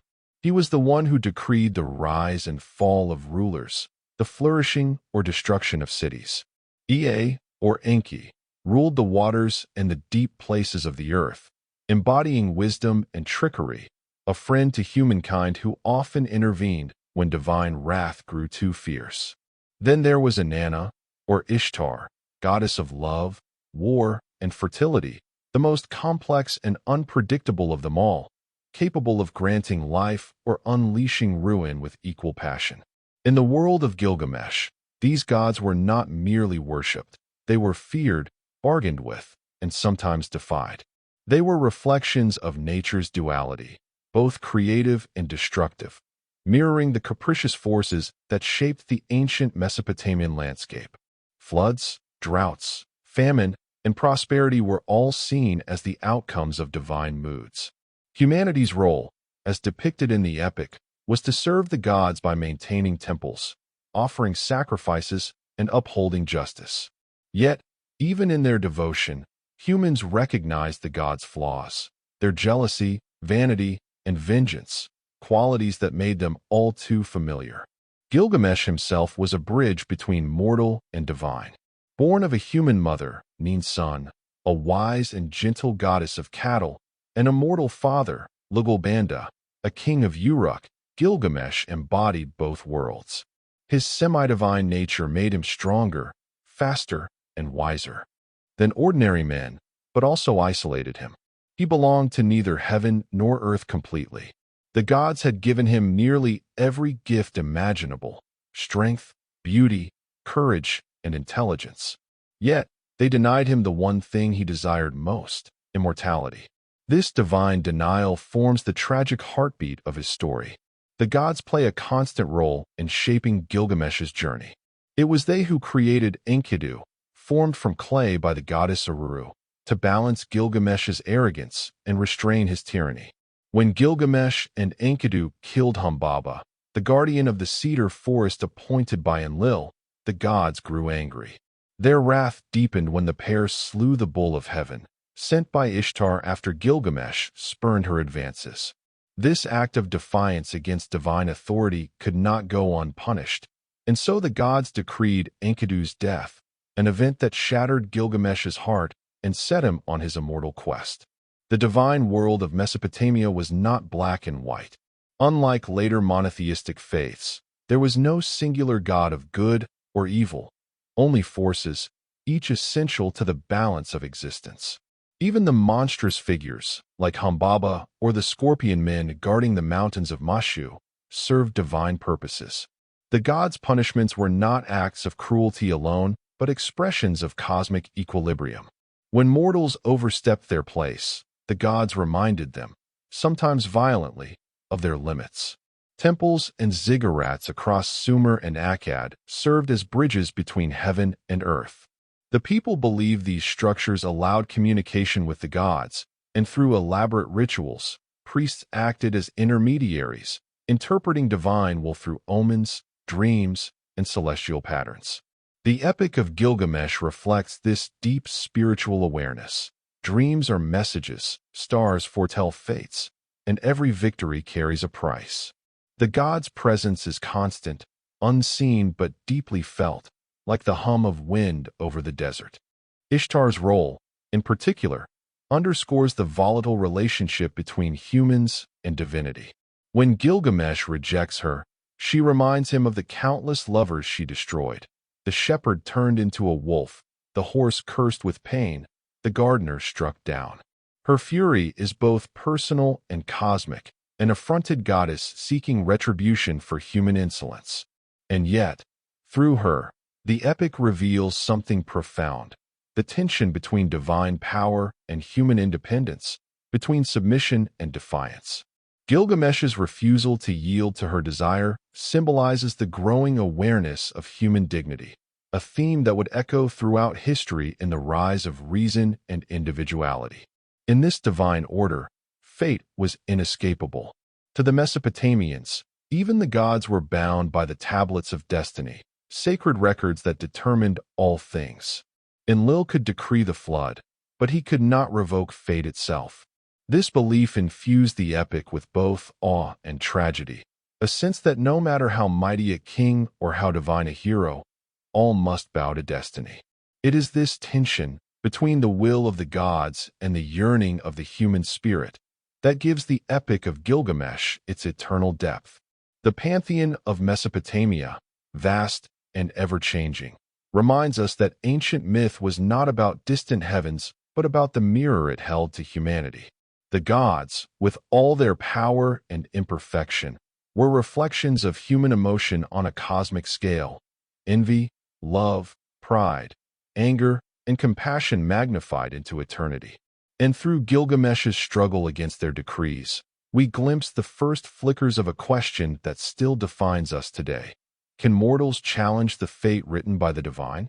Before Gilgamesh could understand the boundaries of mortality or the burden of kingship, fate sent him a mirror, a creature born not of royal blood or divine blessing, but of the raw, untamed earth. That being was Enkidu, the wild man, crafted by the goddess Uruk in response to the cries of Uruk's people. For years, the citizens of Uruk had suffered under Gilgamesh's arrogance. Though mighty and wise, their king had become cruel, claiming all privileges as his divine right, breaking the spirits of his people. They prayed to the gods for deliverance, and the gods answered not with war, but with balance. Uruk molded Enkidu from clay, shaping him as Gilgamesh's equal, a man of immense strength but pure innocence, born not from civilization, but from nature itself. Enkidu's first breaths were drawn in the silence of the steppe, surrounded by gazelles, lions, and rivers untainted by human hands. He ran with the beasts, drank from the same streams, and lived as one with the wild. His body was covered in hair, his heart untroubled by ambition or greed. He knew nothing of cities, walls, or kings. To him, the earth was mother, the wind was kin, and every creature was a companion. Yet this harmony, though beautiful, was incomplete, for Enkidu lacked understanding. He was strong but without purpose, alive but unaware of his own mortality. It was a hunter, weary from his failed snares, who first saw Enkidu drinking at a watering hole. The man's traps were constantly destroyed, his prey freed by this strange, wild figure. Terrified, he ran to his father, who advised him to seek help from the temple in Uruk. There, they found Shamhat, a sacred woman of the goddess Ishtar, whose beauty and wisdom could tame even the fiercest of hearts. The hunter brought her to the wilderness, and together they watched as Enkidu approached. She called out to him, her voice soft yet commanding, and he came near, drawn by curiosity and a force he could not name. For 6 days and 7 nights, Enkidu stayed with Shamhat. In her presence, he discovered a new world, one of warmth, language, and consciousness. Through her, he learned what it meant to be human: love, connection, and awareness. The animals, once his companions, now fled from him. He could no longer run with the herds, for he had crossed a sacred boundary. The wild no longer claimed him, civilization did. Though he mourned the loss of his old life, he also felt a spark of purpose awaken within him. Shamhat spoke of Uruk, of the great king Gilgamesh who ruled it with strength and pride. Hearing this, Enkidu's heart stirred. He would go there, not as a subject, but as an equal, perhaps even as a challenger. When Enkidu reached Uruk, the city dazzled him. Towering walls of sun-baked brick rose against the horizon, shimmering like gold beneath the Mesopotamian sun. The people stared at this wild, mighty figure who walked through the gates as if he belonged to another age.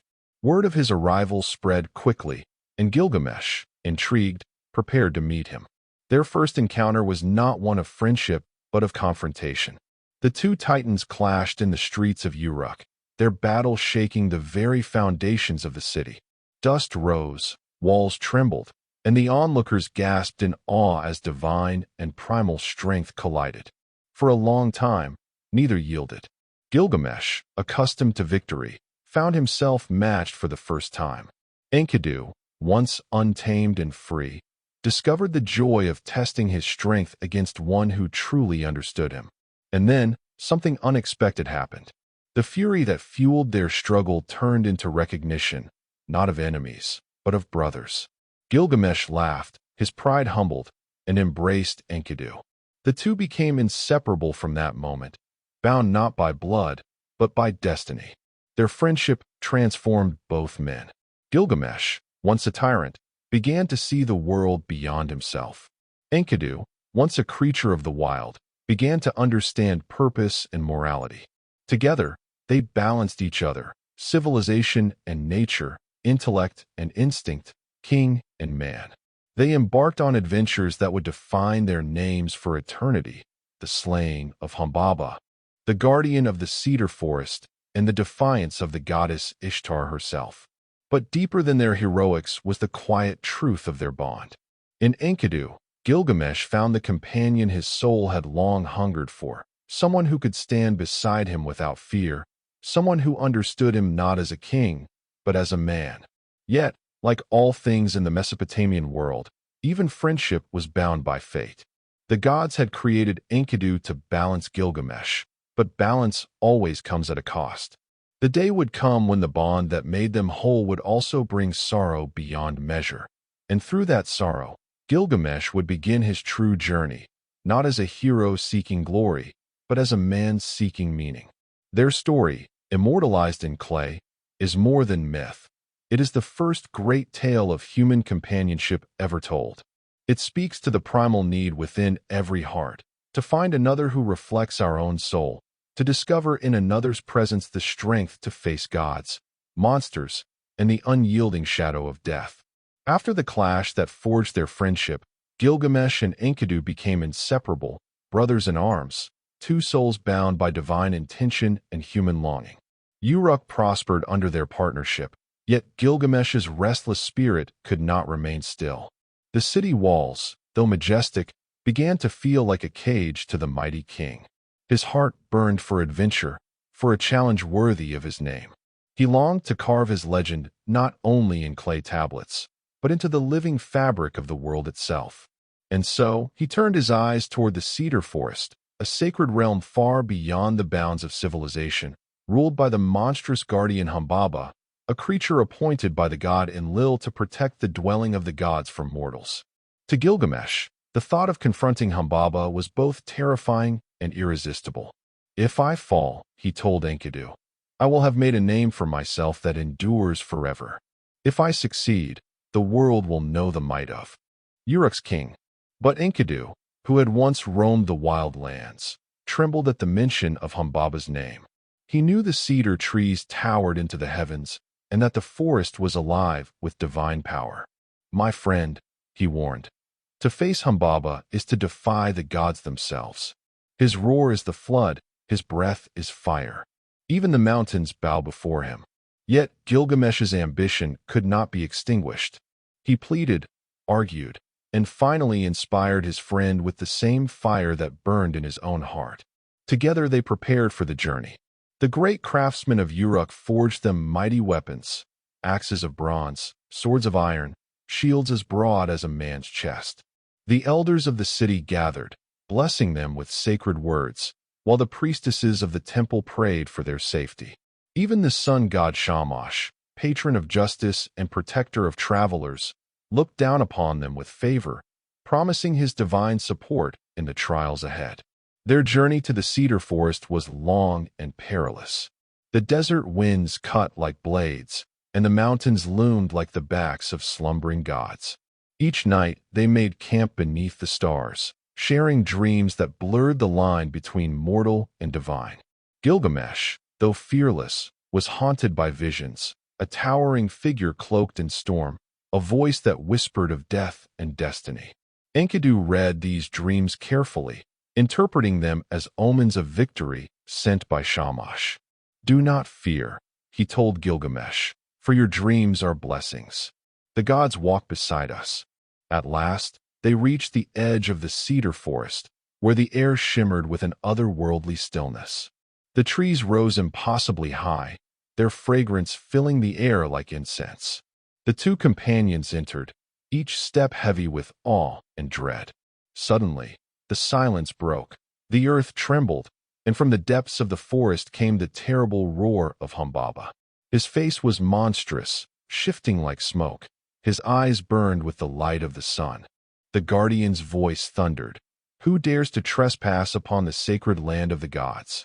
Gilgamesh stepped forward, though his hands shook upon the hilt of his sword. "It is I, Gilgamesh of Uruk, come to fell the cedars and carve my name upon eternity." Humbaba laughed, a sound like thunder rolling through stone. "You are but dust before the gods. Leave now, and I will spare your lives." But Gilgamesh did not retreat. Enkidu, moved by love and loyalty, stood beside him. Together, they raised their weapons and called upon Shamash for aid. The battle that followed was fierce beyond mortal reckoning. Winds howled, trees shattered, and the sky itself seemed to shudder. Shamash unleashed 13 storms upon Humbaba, blinding him with divine light. Taking advantage of the chaos, Gilgamesh struck, and Enkidu followed. Together, they brought down the mighty guardian, who fell with a cry that echoed through the heavens. As he lay dying, Humbaba cursed them. "May one of you perish before the other, and may sorrow devour the survivor's heart." The heroes stood in silence as the forest stilled once more. The victory was theirs, but the weight of Humbaba's words clung to them like shadow. Still, they pressed on, felling the sacred cedars and binding them into rafts to carry home. When they returned to Uruk, the city rejoiced, their names sung in every hall, their triumph celebrated in song and story. Yet in the quiet corners of his heart, Gilgamesh felt an unease he could not name. For he had slain not just a monster, but a creature appointed by the gods, and such deeds, in Mesopotamia's world, never went unanswered. And indeed, the eyes of heaven were already upon them. The goddess Ishtar, radiant and terrible, watched from her temple, and what began as admiration would soon ignite a tragedy that would forever change the destiny of kings and men alike. When Gilgamesh and Enkidu returned to Uruk, the city burst into celebration. The streets shimmered with garlands, drums thundered through the air, and every home echoed with joy. The people hailed Gilgamesh as the greatest king to ever live, the slayer of Humbaba, conqueror of the cedar forest, and protector of mankind. But among the rejoicing faces, one gaze burned brighter and more dangerous than the rest, the gaze of Ishtar, the goddess of love, fertility, and war. From the heights of her sacred temple, she beheld Gilgamesh, his bronze skin glistening with victory, his eyes alight with mortal fire, and in that moment, desire consumed her divine heart. Descending from her heavenly abode, Ishtar approached Gilgamesh in all her splendor, her voice sweet as honey and her garments glimmering like starlight. "Come to me, Gilgamesh," she said, "be my husband, and I will make you the ruler of the world. Together we shall ascend to the heavens. Your chariot shall be of lapis lazuli, and kings and princes will bow before your feet. The fields will bear fruit without plowing, and your people shall live in endless prosperity." But Gilgamesh, though awed by her beauty, remembered the tales of those who had once loved Ishtar and met ruin. His heart was not moved by her promises, but filled with scorn. "Why should I take you as my bride?" he replied. "You have brought grief to all your lovers. Tammuz, your first love, you doomed to eternal mourning. The shepherd bird you struck down, the lion you trapped, the stallion you crippled, the gardener you turned into a weeping frog. You are a door that lets in the cold, a palace that crushes its defenders, a shoe that bites the wearer's foot. No, goddess, I will not be your plaything." At those words, Ishtar's divine beauty twisted into fury. Her voice became thunder, and her eyes flared like lightning. "If this is your answer, Gilgamesh," she cried, "then your arrogance shall be your undoing." In a storm of rage, she ascended to the heavens and stood before her father, Anu, the god of the sky. Weeping tears of fire, she demanded vengeance. "Father," she said, "Gilgamesh has insulted me. Grant me the bowl of heaven, that I may punish him and his city." Anu hesitated, for the bull was no ordinary beast. It was a creature of divine wrath, whose breath could wither crops, and whose hooves could split the earth. "If I give you the bull, Anu warned. You will bring famine upon Uruk. The 7 years of stored grain will vanish, and men will perish. But Ishtar, blinded by fury, swore she would open the gates of the underworld and unleash the dead upon the living if he refused. At last, Anu yielded, and the bull of heaven was released. When the beast descended upon Uruk, the sky darkened and the ground quaked. Its bellows shattered the walls, and its breath scorched the fields. Rivers ran dry, and the people fled in terror. Gilgamesh and Enkidu, hearing the cries of their city, armed themselves once more and confronted the divine monster in the open plain. The bull charged, its hooves tearing open great chasms in the earth, swallowing 100 men with every strike. But Gilgamesh, swift as the desert wind, evaded its horns, while Enkidu leapt upon its back, seizing it by the tail. Together, in perfect unison, they struck, Gilgamesh driving his sword deep into the bull's neck as Enkidu held it fast. The creature fell with a roar that echoed to the mountains, and the ground trembled as its spirit departed.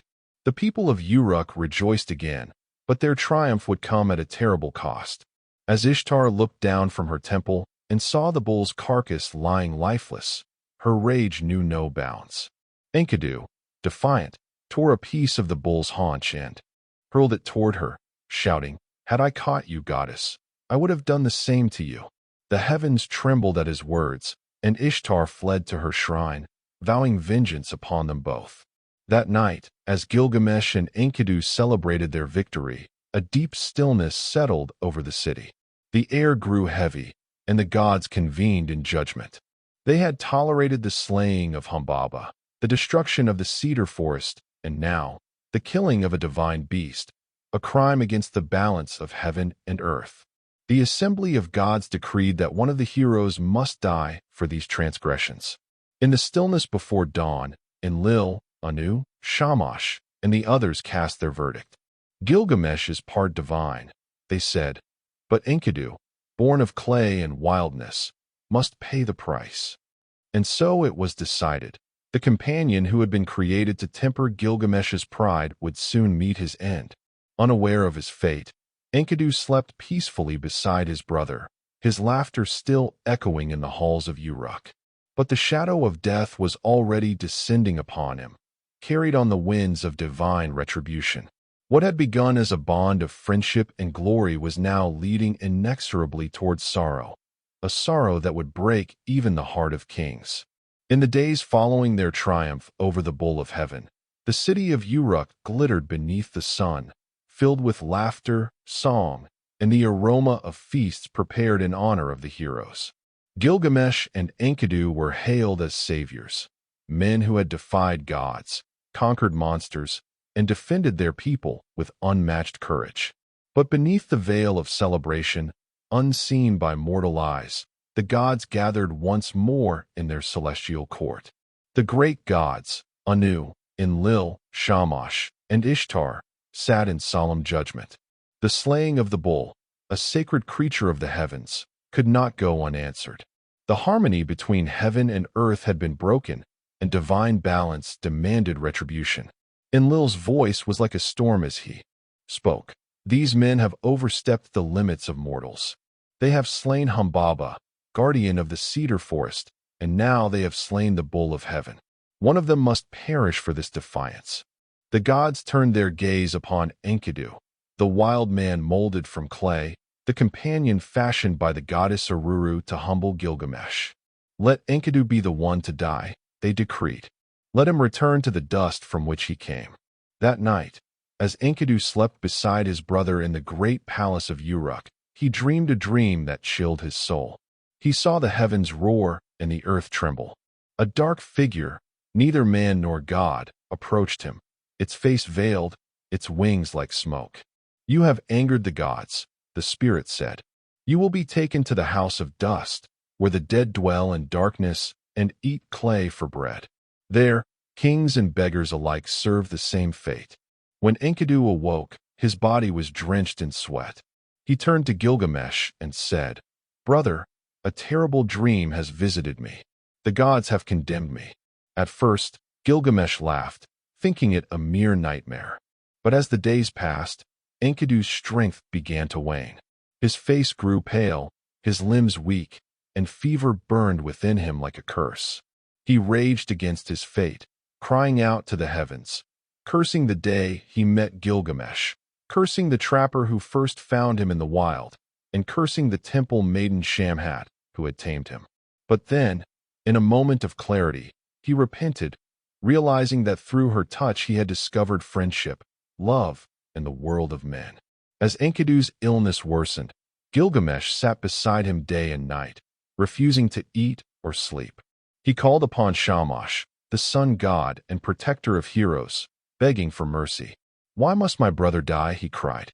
"Why should one so brave, who fought beside me and feared no god, be taken from this world?" But the heavens remained silent. Even Shamash, who loved them both, could not defy the will of fate. One evening, as the sun sank beyond the horizon, painting the sky in crimson and gold, Enkidu turned his dimming eyes toward Gilgamesh. His voice was soft now, stripped of all anger and pride. "Do not weep, my brother," he said. "We have shared battles, laughter, and dreams. The gods have written my fate, but yours is yet to be fulfilled. Remember me, and do not forget the bond we forged. Though I go to the house of dust, a part of me will walk with you always." Gilgamesh clutched his friend's hand, tears streaming down his face. "You cannot leave me," he whispered. "You are my brother, my equal, my heart." But Enkidu's breathing slowed. His gaze grew distant, and with one final exhale, the wild man who had once run with beasts fell silent forever. The room filled with stillness, the kind that feels endless. Gilgamesh wept, loudly, violently, without shame. His cries echoed through the palace and into the streets, where the people of Uruk bowed their heads in sorrow. He wrapped Enkidu's body in fine linens and gold, mourning him as a king would mourn his own soul. For 7 days and 7 nights, he kept vigil beside the body, refusing to let it be buried, hoping the gods might yet return his friend's spirit. But on the 7th day, as the first signs of decay appeared, Gilgamesh knew that even kings could not command death. He ordered a grand funeral, one worthy of the mightiest hero. Offerings were made to the gods of the underworld, and the people of Uruk gathered to pay homage. The river ran black with oil and wine, and the earth trembled with lamentation. When at last the body was laid to rest, Gilgamesh walked alone through the silent city, his heart shattered. "Shall I not die as Enkidu has died?" he whispered to the night. "Sorrow has entered my heart. I have become afraid of death." It was in that moment, amidst his grief and despair, that the mighty king of Uruk set his eyes upon a new quest to conquer death itself. He would seek out Utnapishtim, the immortal man who had survived the great flood, hoping to uncover the secret of eternal life. But in doing so, Gilgamesh would begin a journey not only across the world but deep into the very essence of what it means to live and to die. The death of Enkidu was not merely the loss of a friend. It was the death of innocence, of arrogance, of certainty. For the first time, Gilgamesh understood the limits of his power and the truth that no man, not even a king, can escape the destiny written by the gods. The death of Enkidu shattered something deep within Gilgamesh, something that no battle, no victory, and no kingdom could ever restore. For days, the mighty king of Uruk wandered through his palace in silence, his once proud eyes now hollow and haunted. The walls that had echoed with laughter and the clang of weapons were now quiet, but for the soft steps of a man who no longer knew his purpose. He had conquered men, monsters, and even the wrath of the gods, yet he had failed to conquer the one enemy that ruled them all, death. He gazed at Enkidu's tomb beneath the flickering light of oil lamps and whispered, "If he, who was as strong as the gods, could perish, then what hope is there for me?" It was in that dreadful realization that a new fire ignited in Gilgamesh's heart, not the flame of pride or conquest, but of desperation. He would not rest until he found a way to escape the fate that claimed all mortals. He would journey to the ends of the earth to seek Utnapishtim, the man said to have survived the great flood and been granted eternal life by the gods themselves. Casting aside his royal robes for the garb of a wanderer, Gilgamesh left Uruk under the veil of night. His subjects watched him go in silence, too afraid to speak, for the light that had once guided their city was now consumed by grief and obsession. He crossed deserts where no water flowed, climbed mountains that tore at his feet, and passed through valleys shrouded in mist. The once mighty king grew, gaunt and ragged, his golden hair tangled with dust, his royal hands blistered from the sun. Yet still he pressed onward, driven by a fear that gnawed at his soul. One day, as he wandered through a barren wasteland, he encountered a creature of half-man, half-lion form, a guardian of the wild places. It looked upon him and said, "Why do you wander, Gilgamesh? The gods have decreed death for mankind. You cannot change what has been written."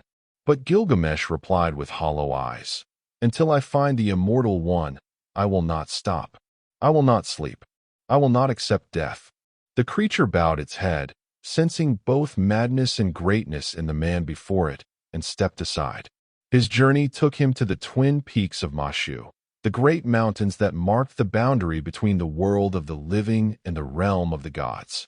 Their gates were guarded by scorpion men, beings of immense power whose eyes blazed with light that could pierce through darkness.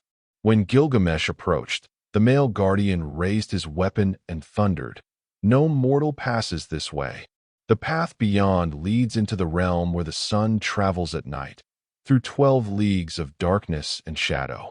But Gilgamesh fell to his knees and cried, "I have come for Utnapishtim, the one who lives forever.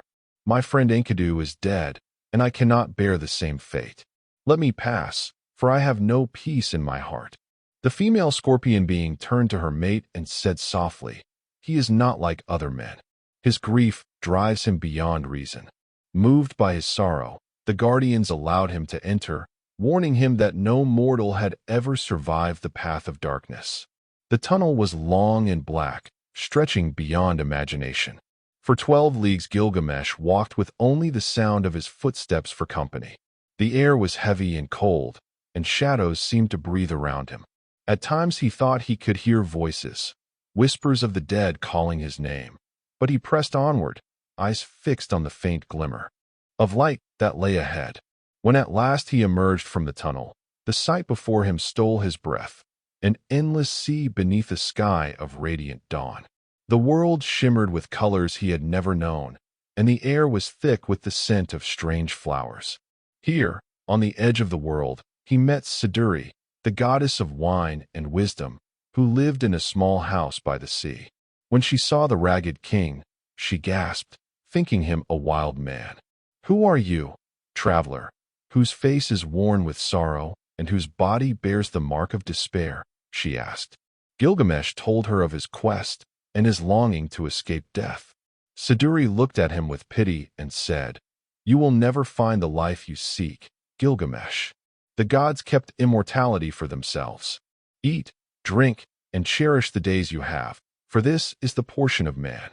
But Gilgamesh would not listen. "I have not come for rest or wine," he said. "Tell me where to find Utnapishtim, or I will search the seas myself." Seeing that his resolve was unshakable, Siduri directed him to Urshanabi, the ferryman of Utnapishtim, who dwelled beyond the waters of death. "If you truly wish to reach the immortal one," she warned, "you must cross that forbidden sea, where no mortal has ever returned." And so Gilgamesh pressed onward once more, his heart weary but unbroken, his soul bound to a purpose greater than any crown or kingdom. He no longer sought to rule the living, but to challenge the very laws of existence itself. The dawn light spilled softly over the edge of the world as Gilgamesh reached the shore of the sea that no mortal had ever crossed. The waves shimmered like molten silver, calm yet alive, and the air carried an eerie stillness, as though time itself hesitated to breathe. This was the waters of death, a cursed expanse that separated the mortal realm from the dwelling place of the immortal Utnapishtim. Even a single touch of its surface meant certain death. No boat could cross it without divine protection, and no. Utnapishtim gazed into the distance, his eyes reflecting the slow, golden rhythm of the waves. "Listen carefully, Gilgamesh," he said, his voice deep and steady like the heartbeat of the world.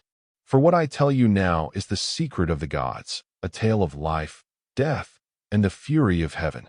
Long ago, when the world was still young and mankind had grown numerous, the noise of their cities rose up like a storm to the ears of the gods. The great Anu, Lord of the heavens, heard their cries, and the council of gods gathered to decide their fate. Enlil, the god of wind and storm, spoke in anger. "The clamor of man is unbearable," he said. "Their chaos disturbs our rest. Let us wipe them from the face of the earth." And so it was decreed. A great flood would come to cleanse the world of humankind forever. Utnapishtim paused, the wind whispering through the leaves. But Ea, god of wisdom and the deep waters, took pity on mankind. In secret, he came to me in a dream. His voice was like the murmur of the deep. Read Hut, Wall Wall, listen to my words, Utnapishtim, man of Shurapak. Tear down your house and build a great ship. Leave your possessions and save your life. Take aboard the seed of every living thing. The storm that comes will drown the world. But if you obey, you and all life shall begin anew. When I awoke, I trembled. Yet I knew the God's warning was true. I called the craftsmen, and in secret, we built the ship as Ea commanded. Its length and width equal, its structure sealed with pitch, strong enough to face the fury of the gods. As Utnapishtim spoke, Gilgamesh listened in silence, spellbound. The immortal's words painted visions in the air, visions of an age when gods walked among men.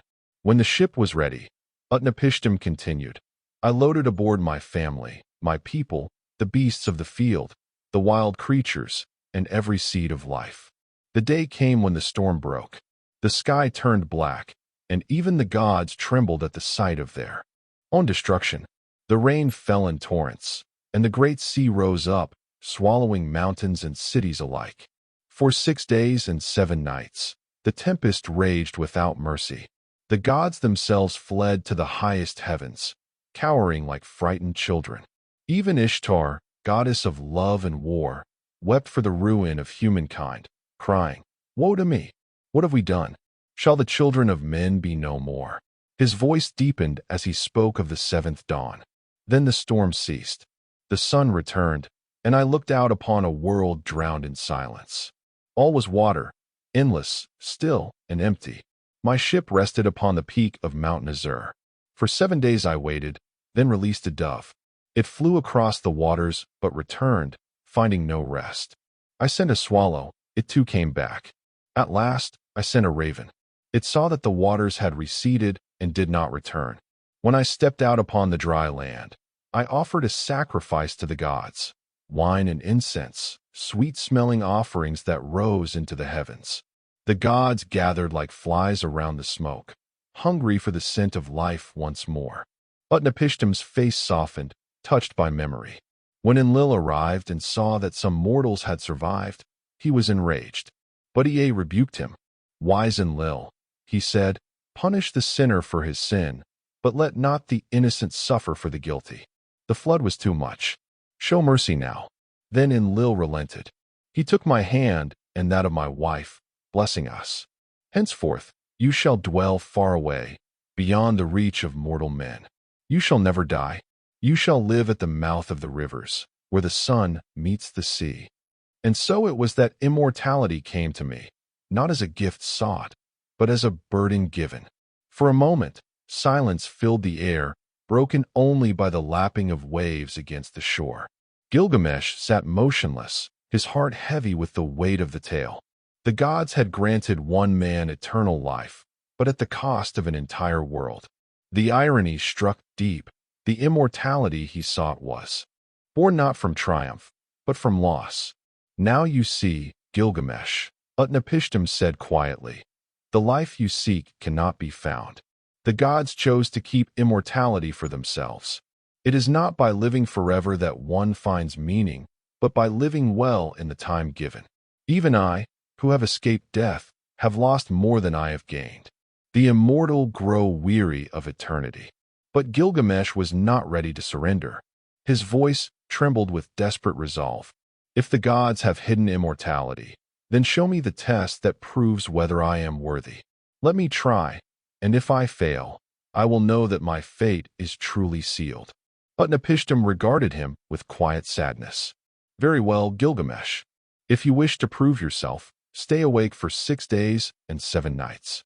If you can conquer sleep, the twin brother of death, perhaps you may yet defy mortality." And thus began the final trial of the king of Uruk, a test not of strength or courage, but of endurance against the most silent enemy of all, the human need for rest. Utnapishtim led Gilgamesh to a shaded spot near the edge of the waters. The air was heavy and still, thick with the scent of salt and ancient earth. "Here," said the immortal man, his voice low and patient, "you will sit. If you can remain awake for 6 days and 7 nights, then perhaps you will have proven yourself worthy of the secret of eternal life." Gilgamesh nodded without hesitation, his body still strong though his spirit had grown weary from the endless journey. He sat upon the smooth stones, eyes wide, determined that he would not yield to the weakness of mortals. The sound of the waves was steady, like the beating of a slow heart, and the hum of distant wind whispered through the reeds. He fixed his gaze upon the horizon, swearing silently to the gods that he would not falter. For the first hours, his thoughts burned bright like fire.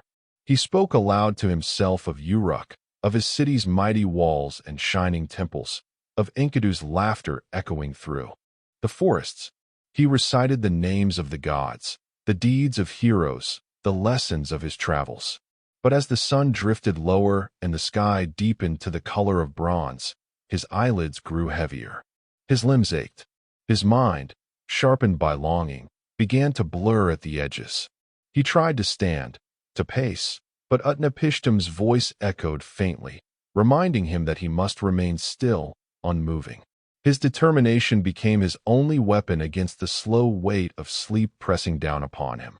Utnapishtim watched in silence, his eyes ancient and sorrowful. He knew well what would come, for no mortal could stand against sleep. Not even kings, not even heroes favored by the gods. As Gilgamesh's head bowed, Utnapishtim's wife approached, her voice gentle as she whispered, "Look how weary he is. Let him rest. He has suffered much already." But Utnapishtim only shook his head. "He must learn," he said softly. "The test is his teacher. Only through failure will he understand." Hours passed like slow tides. Gilgamesh's thoughts drifted into fragments, faces without names, voices fading into the wind. The first night fell, and with it, his eyes closed at last.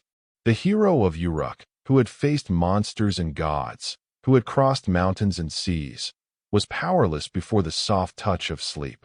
His head drooped, his breathing deepened, and he slipped into the quiet oblivion that no mortal can resist. When the dawn broke, Utnapishtim's wife turned to her husband and said, "He sleeps, my love. Shall we wake him?" But Utnapishtim shook his head again. "No," he said. "Let him sleep. Let him dream. He believes he can conquer death, yet here he lies conquered by sleep. We will mark each day that passes, so he may see how time slips away unnoticed." And so they did. Each day, she baked a loaf of bread and placed it beside the sleeping king, one for each day that passed. The first loaf was fresh, the second grew stale, and by the 7th, it was covered in mold. On the 7th morning, Utnapishtim gently touched Gilgamesh's shoulder. "Awake," he said. The king stirred, blinking in confusion. "I have only just closed my eyes," he said groggily. "The test cannot be over already." But Utnapishtim gestured to the row of loaves before him. One crisp, one stale, one cracked, one moldy, one hard as stone. "Behold," said the immortal man, "this is the measure of your sleep. 6 days and 7 nights have passed, and still you believe you only blinked. You could not conquer even sleep, the brother of death. How then can you hope to conquer death itself?" Gilgamesh stared at the loaves, disbelief turning slowly to despair. The truth was as sharp as a blade. No matter how great his strength or will, he was bound by the laws of all men. His heart sank as he realized the depth of his mortality. Utnapishtim's wife, seeing his sorrow, felt pity stir within her. "He has come so far," she said softly. "He has suffered loss and endured many trials. Could we not give him something, a token, at least, to bring him peace?" Utnapishtim regarded her for a long moment. Then, at last, he nodded. "Very well," he said. "There is one thing more I can offer him. It is not immortality, but it may grant renewal. Beneath the waters lies a plant that restores youth. It is guarded by thorns sharper than spears, and only the brave may grasp it. If Gilgamesh can retrieve it, he may yet find a measure of what he seeks." Hope rekindled in the weary heart of the king. Though he had failed the test, the promise of renewal burned within him like a final flame. He vowed then that he would dive into the depths, seize the plant of life, and carry it back to Uruk, not for himself alone, but for all mankind. And so, though the lesson of mortality had begun to take root in his soul, Gilgamesh once more set forth toward the impossible, driven by the unyielding spark that made him both hero and man. Determined once more, Gilgamesh rose from the shore of Utnapishtim's dwelling with the fire of hope flickering anew in his chest. Though failure weighed upon him, the thought of the plant that could restore youth stirred his spirit into action. He looked out across the dark waters, where the sea stretched like liquid glass under a pale sun, and said to Utnapishtim, "Tell me where this plant lies, and I shall not rest until I hold it in my hands." Utnapishtim nodded slowly, his gaze distant. "The plant lies deep beneath the sea," he said. "Its thorns guard it from all who would take it.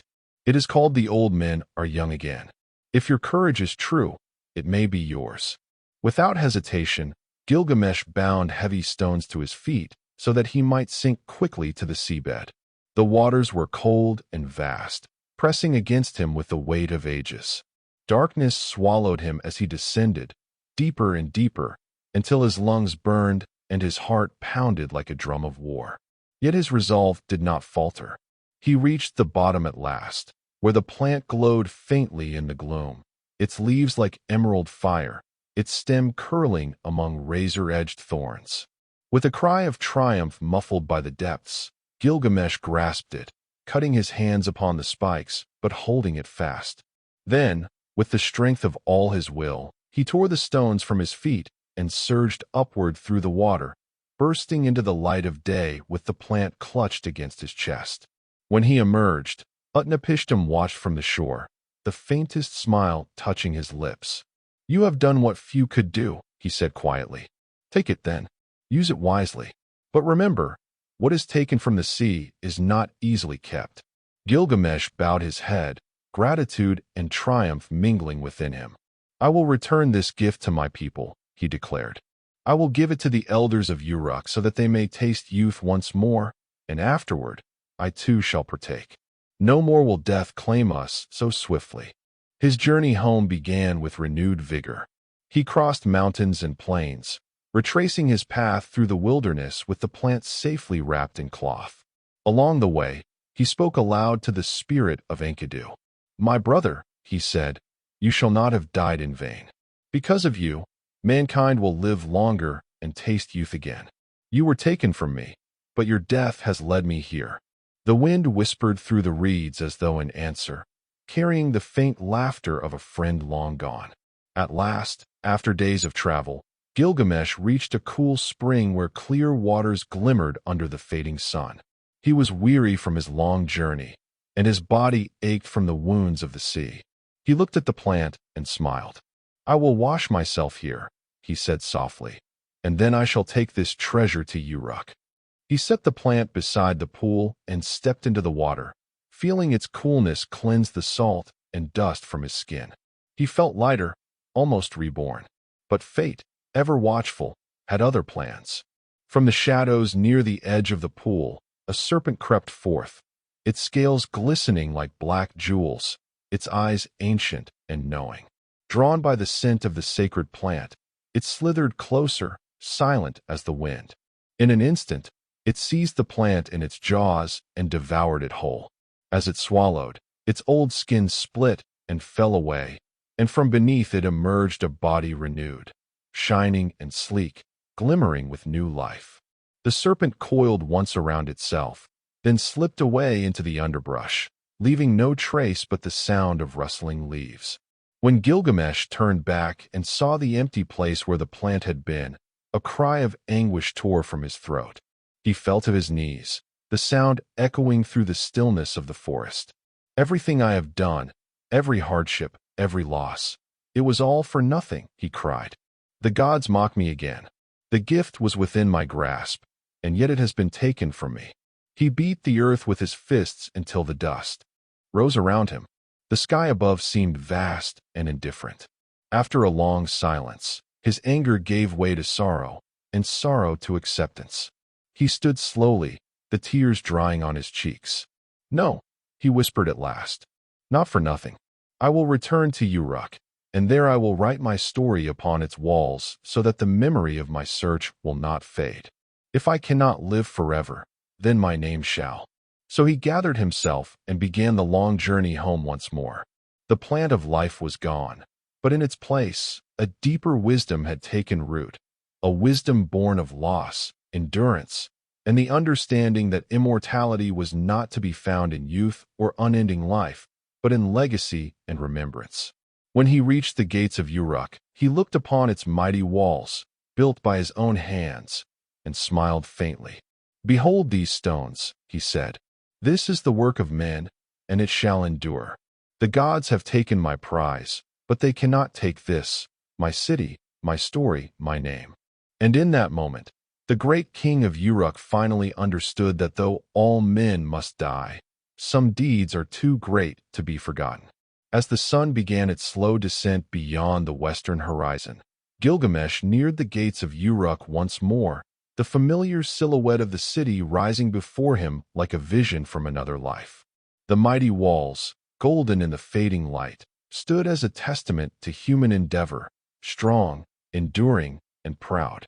His weary steps carried him forward across the plains where he had once marched as a young king, driven by ambition and the thirst for conquest. But now, he walked as a man transformed, one who had faced gods and monsters, who had sought eternity and found instead the meaning of mortality. When the watchmen upon the walls saw their king approaching, they ran to spread the word. The gates opened, and the people gathered to greet him. Yet the sight of Gilgamesh was not as it had once been. His armor was dinted and rusted from long travel, his face marked with the weariness of endless roads, and his eyes, once sharp with youthful fire, now held the deep, still calm of one who has seen the vastness of existence.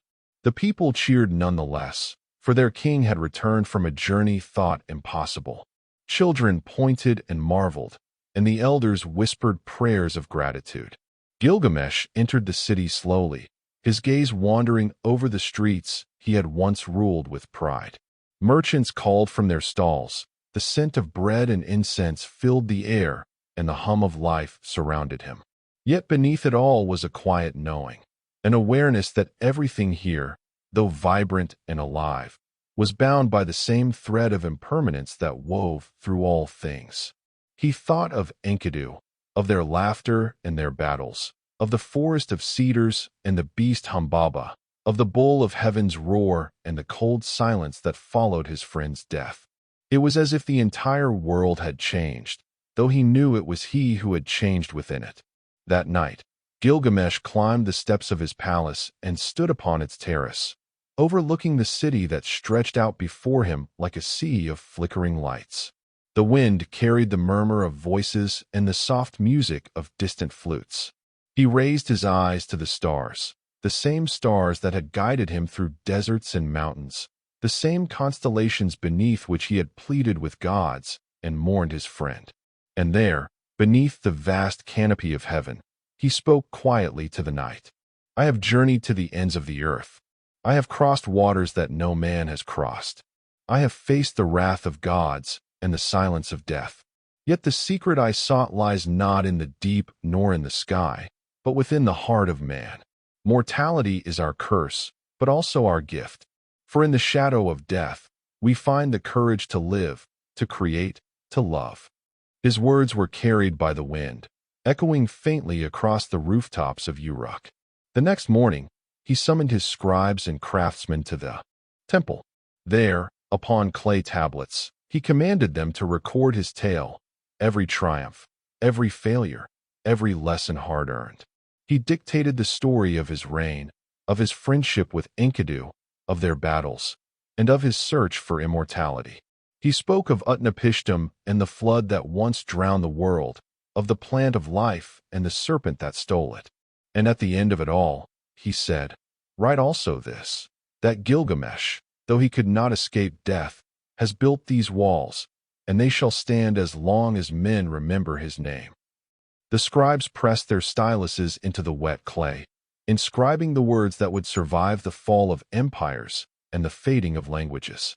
They dried them in the sun and stored them within the temple archives, where they would rest for millennia, waiting for distant generations to uncover the voice of a man who lived when gods still walked among men. Years passed, and Gilgamesh ruled with newfound wisdom. The restlessness that had once driven him to war and glory was replaced by a gentler strength. He became a just ruler, wise, patient, and compassionate. He taught his people the value of work and the meaning of harmony, urging them to build not only with stone, but with kindness and understanding. Under his reign, Uruk flourished, its fields fertile, its walls unbroken, its name whispered in reverence across the lands. But even kings cannot rule forever. When Gilgamesh's time finally came, he faced it without fear. He lay upon his bed, surrounded by the symbols of his life, the sword he had carried, the crown he had worn, and the tablets bearing his story. His breath slowed, and his gaze turned once more to the open window, where the morning light streamed in, golden and calm. "I have seen the world," he whispered, "and I have learned its secret. All things end, but the story remains." And so Gilgamesh, king of Uruk, the 2/3 divine and 1/3 human, passed from the realm of men. But his story did not fade. It endured through the ages, etched in clay, sung by poets, whispered by scholars, and reborn in every heart that seeks meaning in the face of mortality. For in the end, Gilgamesh did achieve immortality, not of the flesh, but of the spirit, living forever through the tale that bears his name. Centuries passed, and the kingdom of Uruk, once the jewel of Sumer, crumbled into dust and memory. The temples fell silent, the ziggurats eroded by wind and time, and the names of kings and cities were buried beneath the sands of the Mesopotamian plain.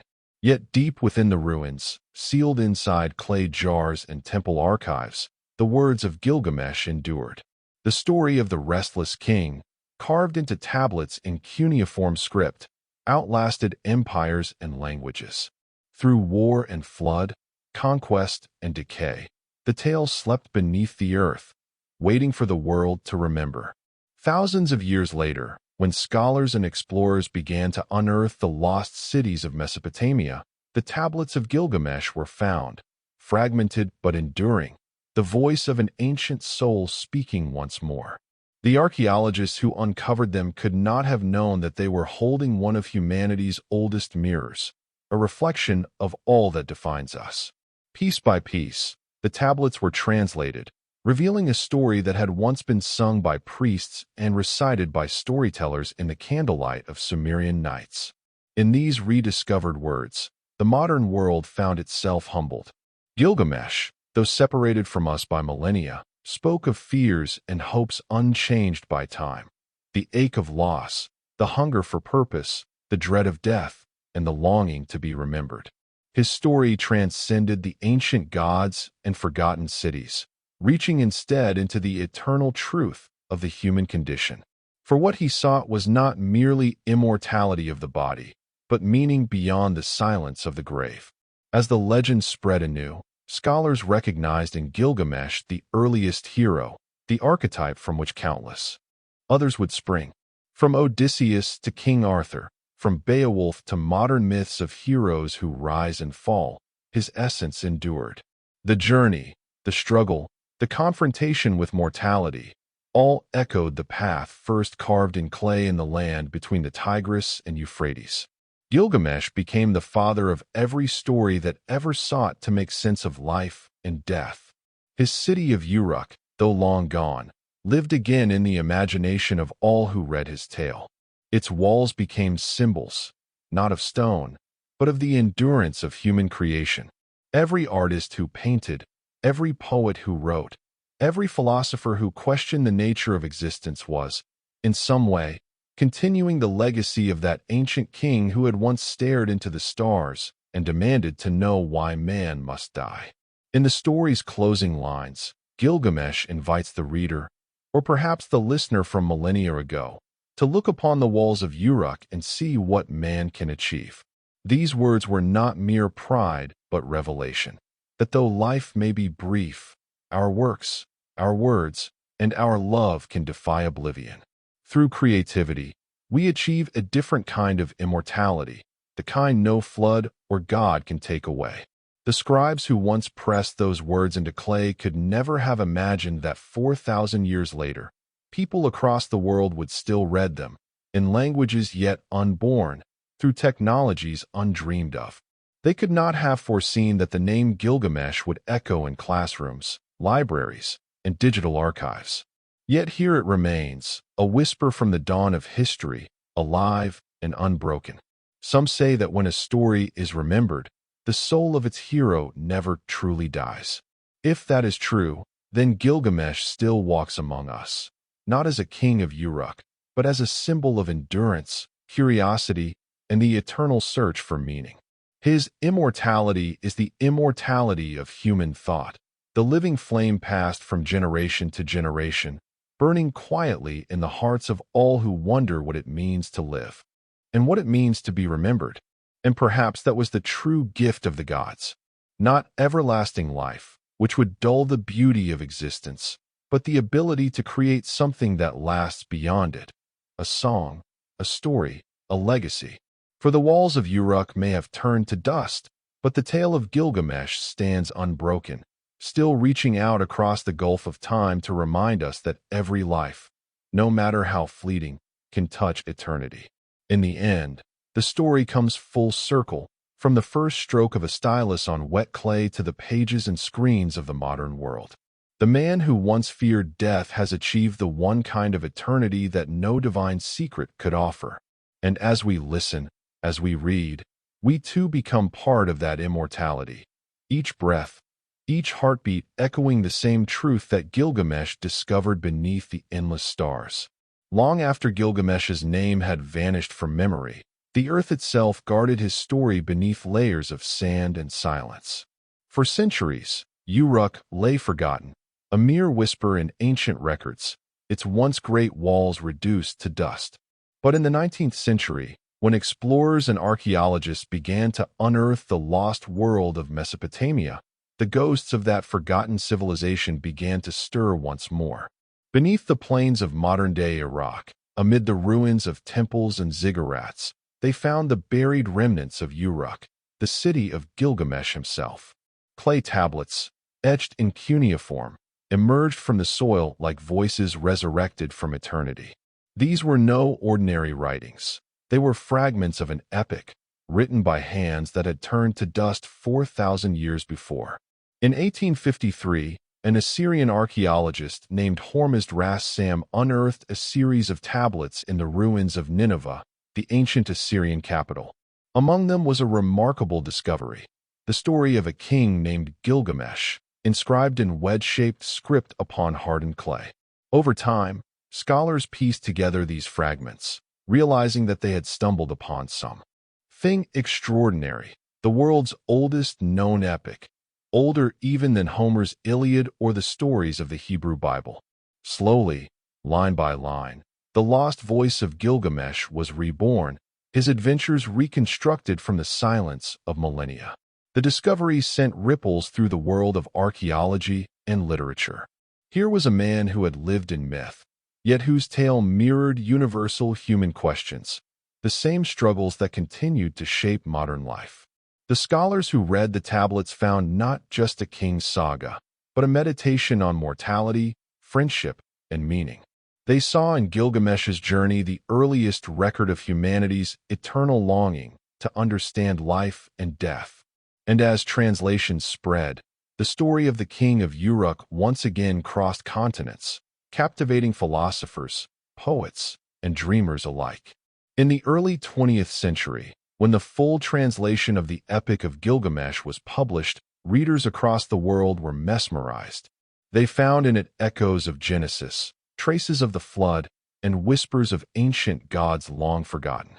The discovery reshaped humanity's understanding of civilization's origins, revealing that the people of Mesopotamia, so ancient they seemed like myth themselves, had already pondered the deepest questions of existence. Gilgamesh, once buried beneath the sands, became the voice of the dawn of thought, a bridge between the divine and the human, between eternity and time. Modern archaeology deepened this rediscovery. Excavations at Uruk revealed vast temples, massive city walls, and evidence of advanced administration, proof that this legendary city had indeed been real. The name Gilgamesh appeared in king lists and inscriptions, blurring the line between myth and history. Was Gilgamesh merely a poetic invention, or had he truly ruled in the dawn of recorded time? Scholars debated, but the possibility itself was thrilling, that a real king had once lived, whose memory became the foundation of the first great human story. As the 20th century gave way to the 21st, the Epic of Gilgamesh became more than an archaeological curiosity. It became a timeless reflection of humanity itself. Its verses were translated into every major language. Its characters inspired novels, plays, films, and philosophies. Gilgamesh's confrontation with mortality resonated with modern readers facing their own existential crises in an age of technology and change. His story became not just a relic of the past, but a living dialogue between ancient wisdom and modern thought. Today, the ruins of Uruk still stand in the southern Iraqi desert, their outlines faint against the horizon. Few visit them, but those who do often describe an uncanny sense of connection, as if time itself pauses among the crumbling bricks and windswept plains. Somewhere beneath that soil lie the echoes of the man who sought immortality, and who found it not through divine favor, but through the endurance of his story. The winds that move over Uruk carry the same dust that once covered his city, whispering fragments of his name into eternity. And so, the rediscovery of Gilgamesh is not merely a triumph of archaeology, but of memory, the moment when humanity, after 4,000 years, reached back into its own beginnings and found itself once again. His tale reminds us that no story is ever truly lost, no voice entirely silenced. Like the walls of Uruk that he once built, his legacy endures, invisible yet eternal, in every heart that dares to remember.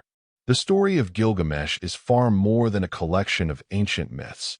It is a profound mirror held up to the human soul. Beneath its gods, monsters, and quests lies a timeless meditation on what it means to live, to love, and to face the inevitability of death. Every part of Gilgamesh's journey carries layers of symbolism, shaped by the beliefs of ancient Mesopotamia, yet still deeply relevant to the modern world. It is a story that begins with arrogance and ends with humility, that begins with conquest and ends with wisdom. And though millennia separate us from the scribes who carved it into clay, its message remains hauntingly familiar: the search for meaning in a fleeting life. At its heart, the Epic of Gilgamesh explores the transformation of its hero, from a tyrannical ruler obsessed with glory to a man who learns the value of compassion, friendship, and acceptance. When the tale begins, Gilgamesh rules Uruk with cruelty and pride, exploiting his people and believing himself above the laws of gods and men. He is 2/3 divine, 1/3 human, a being caught between eternity and mortality. Yet this divine heritage, rather than bringing him peace, torments him. He is powerful enough to rule the world, but not enough to escape death. His initial arrogance symbolizes humanity's own struggle with limitation, the endless desire to transcend the boundaries of nature and mortality. Then comes Enkidu, the wild man created by the gods to humble the king. Their friendship becomes the emotional core of the epic, a symbol of balance between civilization and nature, order and chaos. In Enkidu, Gilgamesh finds what no kingdom or conquest could give him: companionship and understanding. Together they embark on heroic exploits, slaying Humbaba, guardian of the cedar forest, and killing the bull of heaven. Yet these triumphs are not true victories. They are acts of defiance against divine order, expressions of human pride that ultimately lead to tragedy. Enkidu's death marks the turning point of the story, and with it, the shattering of Gilgamesh's illusion of invincibility. In the grief that follows, the epic becomes deeply philosophical. Gilgamesh, once a godlike king, now wanders the earth like a mortal man, haunted by loss and driven by fear of death. His desperate quest for immortality mirrors humanity's eternal struggle with mortality, a search that has defined religions, philosophies, and civilizations throughout time. Each step he takes through dark mountains and desolate wastelands becomes a journey inward, a confrontation with the limits of existence. His failure to obtain eternal life is not a defeat, but a revelation. Immortality lies not in living forever, but in what one leaves behind. The ancient Mesopotamians understood this paradox well. To them, life was short and uncertain, ruled by fickle gods and the forces of nature. Yet through deeds, art, and memory, one could achieve a different kind of eternity, a legacy that outlives the body. When Gilgamesh returns to Uruk at the end of his quest, he finally understands this truth. He no longer seeks divine favor or endless life. Instead, he takes pride in the lasting achievements of humanity, the great walls of Uruk that will stand long after his death. In this moment, the epic transforms from myth to philosophy, teaching that meaning is not found in escaping death, but in embracing life. The symbols that run through the epic reinforce this message. The serpent that steals the plant of youth represents the endless cycle of life and renewal, a reminder that death feeds life and that immortality belongs only to nature. The walls of Uruk symbolize civilization itself, the collective strength of humankind that transcends any single lifetime. Even the friendship between Gilgamesh and Enkidu becomes a sacred metaphor for the human condition. We are made mortal not just by death, but by love, the very thing that gives our brief lives purpose. In the end, Gilgamesh's story is both ancient and eternal. It is the first recorded attempt to understand what every human eventually faces, the realization that time cannot be conquered. Yet within that realization lies liberation, the awareness that to live fully, one must accept the limits of life. The clay tablets that carry his name remind us that even when empires crumble and cities vanish, stories endure. And in those stories, we find echoes of ourselves, our fears, our hopes, our longing to be remembered. Thus, the Epic of Gilgamesh remains not just a relic of the past, but a guide for the present, a whispered lesson from the dawn of civilization to all who still wonder what it means to be human. The gods may rule the heavens, but it is through memory, compassion, and creation that humankind claims its share of eternity. Among the many layers of the Epic of Gilgamesh, none is more profound or universal than the story of the Great Flood, a myth that echoes across cultures and civilizations, from Mesopotamia to the Bible, from Hindu epics to Greek legends. In the tale, the immortal sage Utnapishtim recounts to Gilgamesh how the gods once sought to destroy humanity in a catastrophic deluge, only for one man to survive by divine favor. This episode stands as both a tale of destruction and rebirth, punishment and mercy, and it holds the key to Gilgamesh's final understanding of life and death. For in the flood's aftermath, the line between mortal and divine blurs, revealing that immortality is both a gift and a burden. Utnapishtim's story begins in the age when gods still walked the earth and men were their servants. The gods, weary of humanity's noise and arrogance, resolved to wipe them out with a flood that would cleanse the world. But the god Ea, known for wisdom and compassion, warned Utnapishtim, commanding him to build a massive vessel, to seal it with pitch, and to bring aboard his family, craftsmen, and every species of animal. As the storm raged and the world drowned beneath the rising waters, Utnapishtim's ark drifted through chaos for days, until it came to rest atop Mount Nazur. When he released a dove and later a raven, and they did not return, he knew the waters had receded. The gods, seeing the destruction they had wrought, wept and repented. In gratitude for Utnapishtim's obedience, they granted him and his wife eternal life, the only mortals to ever receive such a fate. To Gilgamesh, this tale is both revelation and torment. He listens with awe, hoping that Utnapishtim will share the secret of his immortality. But what he learns is not a ritual or a formula. It is a truth about the nature of divine will.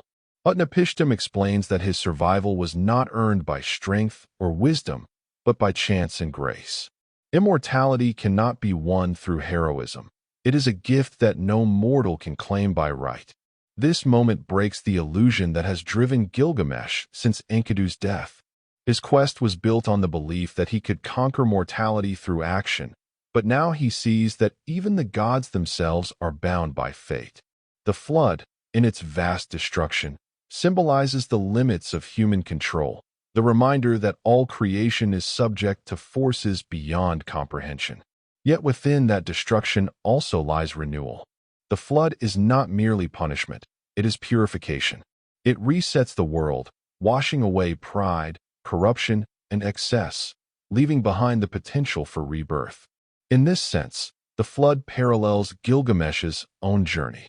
Just as the waters drowned the old world so a new one could emerge, Gilgamesh must let go of his old self, the proud king, the conqueror of men, and be reborn as a wiser, humbler soul. When he fails Utnapishtim's test of sleeplessness, dozing off almost immediately, it is not a sign of weakness, but a revelation. Even kings are bound by the needs of the flesh. Sleep, like death, is the great equalizer. It reminds him that mortality is not a curse, but a natural law. The imagery of the flood carries deep symbolic weight. Water, in Mesopotamian thought, was both life-giving and destructive, the substance from which creation emerged and to which all must eventually return. The Tigris and Euphrates rivers, which nourished the fertile plains of Sumer, were blessings and threats alike. In the story, the flood embodies this duality. It wipes away the hubris of humankind, but from its depths rises renewal, a new covenant between gods and mortals. It is a reminder that existence itself is cyclical, that every end conceals a beginning. As Gilgamesh listens, he comes to understand that immortality of the flesh is impossible, but immortality of the spirit is not. The tale of Utnapishtim endures precisely because it was written down, because the memory of one man's story survived the waters of time. This, too, becomes Gilgamesh's destiny, to carve his story into clay, to ensure that his deeds, his grief, and his wisdom are never forgotten. Through words, he achieves what he could not through conquest, eternity. When Gilgamesh finally departs from Utnapishtim's presence, he does so transformed. The flood he heard about was not merely an ancient catastrophe. It was a reflection of the flood within his own heart. He has been washed clean of arrogance, purified by loss, and reborn into understanding. The gods may remain distant and immortal, but he now carries a spark of their eternal wisdom. And when he returns to Uruk, gazing upon its mighty walls, he no longer sees monuments of pride, but symbols of human resilience. The flood, in the end, becomes the central metaphor of the Epic of Gilgamesh, the destruction that births wisdom, the ending that gives rise to meaning. It is the reminder that all things, even civilizations, must one day sink beneath the waves, but from the ruins, new stories will always rise. When Gilgamesh finally returned to Uruk, the sun was setting low upon the horizon, casting long shadows across the city's massive walls, the very same walls he had boasted about before his journey began. But this time, his gaze was not one of pride or conquest. He looked upon them with new eyes, seeing not symbols of his power, but monuments to human effort, endurance, and impermanence. The stones gleamed in the fading light, and the wind that once sang of glory now whispered softly of understanding. He had left as a king seeking immortality, but he returned as a man who had found meaning. Uruk itself stood unchanged, yet everything felt different to him. The bustling streets, the cries of merchants, the laughter of children, and the rhythm of life, all of it moved with a beauty he had never truly seen before. These were the things he had fought to escape, believing that only through divine secrets could he transcend mortality. But now, he realized that immortality was already here, in the people, the stories, the craft of their hands, and the memories carried forward by generations. His journey had not led him beyond the world, but deeper into it. As Gilgamesh walked the city, memories flooded him like the great waters of Utnapishtim's tale. He remembered Enkidu, wild and free, laughing beneath the open sky, his strength unbound by walls or kingship. He remembered their battles, their friendship, and the long nights when they spoke of the gods and the meaning of life. He remembered the pain of loss, the emptiness that drove him to defy death itself. But now, he understood what Enkidu had tried to teach him, that to live fully is to accept mortality. It is not through escaping death that one honors life, but through embracing it with courage and love. The people of Uruk greeted their king with reverence, yet they noticed something had changed. The once restless fire in his eyes had softened into calm.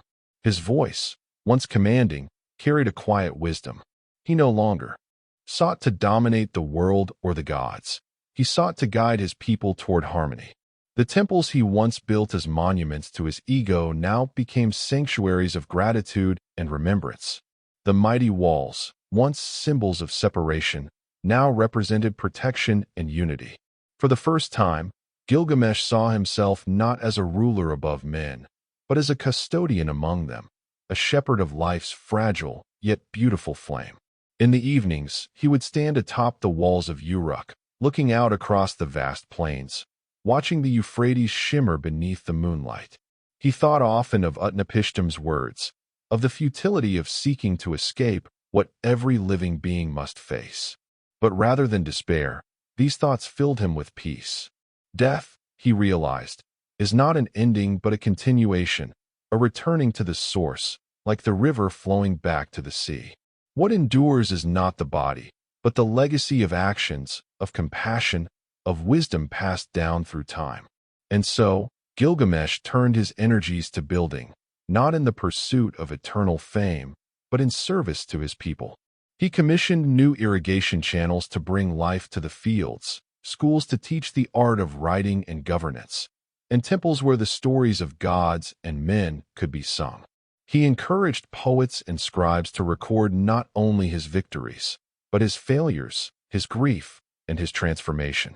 Let future generations know, he said, that even kings must bow to truth.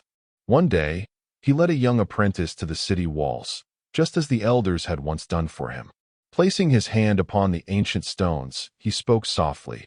Look upon the walls of Uruk, O child. See their foundation, the work of countless hands. These stones will not last forever, but while they stand, they tell our story. And even when they fall, our story will live on, in clay, in song, and in the hearts of those who remember. This moment marked the completion of Gilgamesh's transformation, from a warrior who defied the gods to a sage who understood them. His reign henceforth was remembered as one of justice and prosperity, not because he was immortal, but because he had learned what it truly meant to live.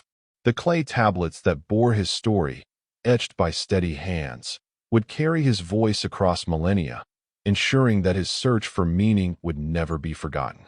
And in that, Gilgamesh found the immortality he had been seeking all along, not in eternal breath or unending youth, but in remembrance. His story became a mirror for every generation that followed, reflecting the same questions that haunt every human heart. What does it mean to live? What does it mean to die? And what remains of us when we are gone? As night fell over Uruk and the stars shimmered above the city, Gilgamesh finally felt at peace. The same heavens that had watched over his battles and his grief now watched over his wisdom. The journey that began in pride ended in humility, and in that humility lay a timeless truth, that the greatness of a man is not measured by how long he lives, but by how deeply he understands the life he has been given. Long after the reign of Gilgamesh ended, the city of Uruk endured, its ziggurats still touching the heavens, its streets still echoing with the hum of life. But more enduring than its walls or temples was the memory of its king. The people of Mesopotamia began to speak of Gilgamesh not merely as a ruler, but as something greater, a bridge between man and God, between mortality and eternity. His deeds, once lived in flesh and blood, began to take root in the soil of story. And from those roots grew myth. The Epic of Gilgamesh was born, not as history written in clay, but as a truth carved into the collective soul of humanity. At first, the tales were spoken around fires in the twilight, carried on the breath of elders to wide-eyed children. They told of the wild man Enkidu, born of the wilderness, who became as close as a brother to the mighty king. They recounted the slaying of Humbaba in the cedar forests, the defeat of the bull of heaven, and the sorrow that followed. Each telling transformed the story, reshaping it like the flowing waters of the Euphrates reshaped its banks. Scribes etched the words upon clay tablets, preserving the verses in cuneiform script, lines of wedge-shaped symbols that would outlast empires. Over generations, as Sumer gave way to Akkad, and Akkad to Babylon and Assyria, the legend of Gilgamesh grew, absorbing the spirit of each age. He became a symbol of human striving, both noble and flawed. To some, he was a demigod whose strength defied mortality. To others, a tragic hero whose search for meaning mirrored every human heart. The epic was more than a tale of kings and gods. It was a mirror in which all could see themselves reflected. The friendship between Gilgamesh and Enkidu came to represent the eternal bond between civilization and nature, between reason and instinct, between the heart's longing and the world's constraints. The scholars of Babylon treasured these ancient verses.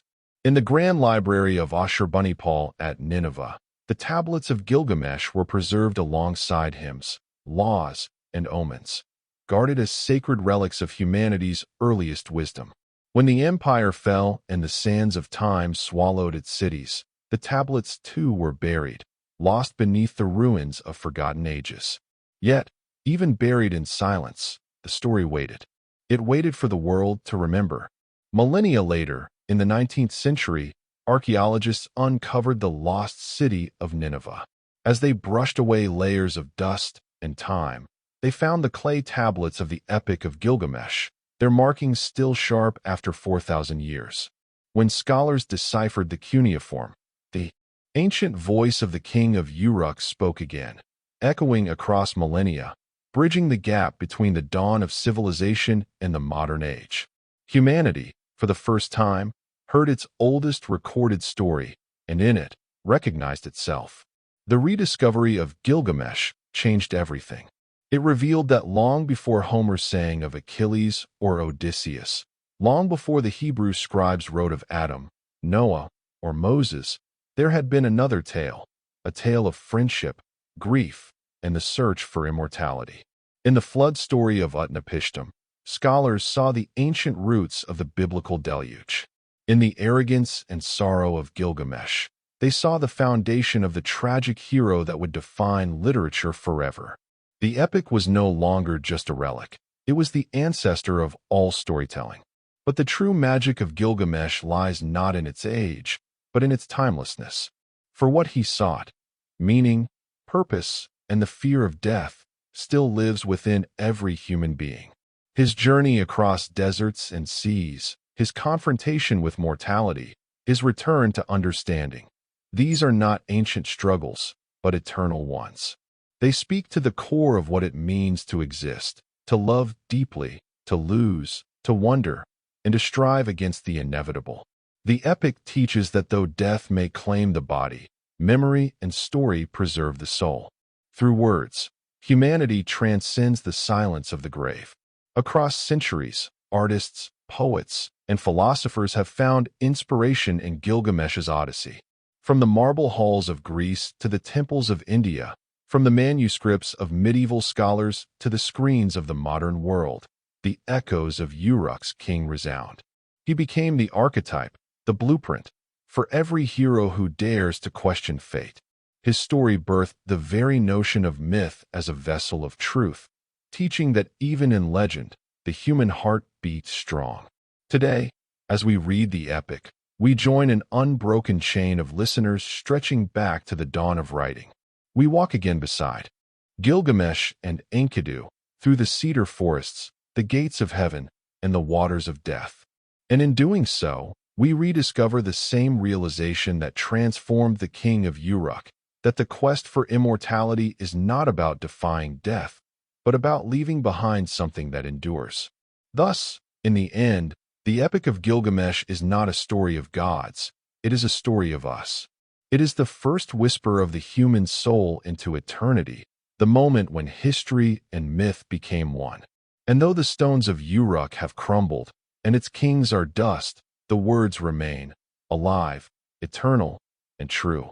Thousands of years after Gilgamesh walked the earth, his voice still lingers, an echo across time that continues to stir the depths of human thought and imagination.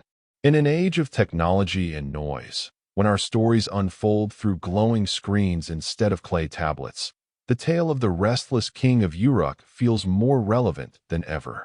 His struggle against mortality, his grief, his longing to leave a legacy, all of it speaks to the same questions that haunt the modern soul. What does it mean to live well? What remains of us when we are gone? And why, despite all we build and achieve, do we still fear the silence that follows? The Epic of Gilgamesh endures not because of divine intervention or ancient glory, but because it reflects the raw truth of being human. Gilgamesh's journey is one that every civilization has taken in its own way, an awakening to the limits of power and the inevitability of loss. His world may have been built of sun-baked clay and bronze, but his fears, hopes, and regrets are identical to ours. The grief that shattered him when Enkidu died still mirrors the pain that shatters hearts today. The desperation that drove him to seek immortality mirrors our search for meaning in an age obsessed with progress, legacy, and permanence.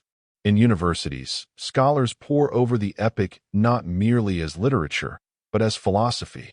They see in it the birth of existential thought, the earliest expression of a truth that would echo through millennia, that to be human is to know death and yet to strive beyond it. Gilgamesh, in his despair, became the first hero to look into the abyss and ask, "Why must we die?" And though he found no divine secret to escape mortality, his return to Uruk carried a revelation deeper than any magical elixir. Immortality lies not in endless breath, but in the marks we leave upon the world. Modern readers find in his journey a reflection of their own restless pursuit. We, too, build our Uruks, cities of ambition and monuments of memory. We craft art, technology, and stories in the hope that something of us might endure. In Gilgamesh's failure, there is comfort. He did not defeat death, but he learned to live with it, to see beauty in the transience of life, to find meaning in the bonds that tether us to one another. His lesson, buried in clay for millennia, has become one of humanity's greatest truths, that to live fully is to accept the inevitability of loss and to cherish what flickers in the brief light of existence. Across art, music, and film, the ghost of Gilgamesh continues to rise. Writers have reimagined his story in new forms, from modern novels to science fiction epics, from poems to operas. His tale has inspired reflections on artificial intelligence, cloning, and the human yearning to conquer death through memory and technology. Even now, as humanity reaches for the stars, the spirit of Gilgamesh follows, reminding us that exploration, at its core, is an act of defiance against our own impermanence. The search for life beyond Earth echoes his own desperate journey to find eternity in a world that refuses to grant it. In classrooms around the world, the epic's verses introduce students to the dawn of storytelling. Its rediscovery in the 19th century transformed not only archaeology, but also literature. linking modern humanity to its ancient past.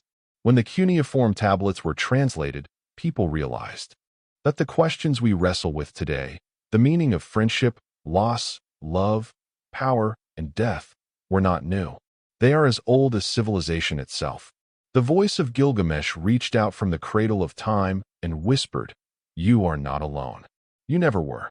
And that whisper continues to resonate.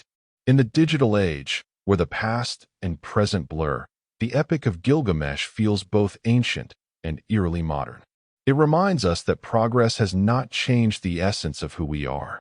We may wield machines instead of swords, and traverse galaxies instead of deserts, but our hearts still carry the same desires and doubts that once stirred a king beneath the walls of Uruk. His journey was a mirror held up to humanity, and when we look into it, we still see ourselves, fragile and searching, reaching for eternity through the fleeting miracle of life. Even now, when we read his final words, when we imagine him standing atop the great walls of his city, looking out across the plains that fade into the horizon, we understand the quiet triumph that defines his story.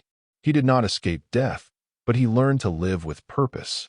His story, carved into clay, became the answer to his own question. What remains of us when we are gone? The answer lies in the very words we read, in the survival of his story, his city, and his name. Through memory, through art, through story, we endure.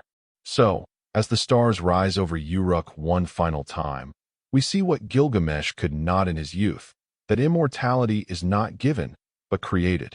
It is found not in the heavens or in divine favor, but in the hearts that remember, in the stories that never die. And as long as his tale is told, as long as a single voice speaks his name, the king of Uruk still lives, forever bound to humanity's eternal echo.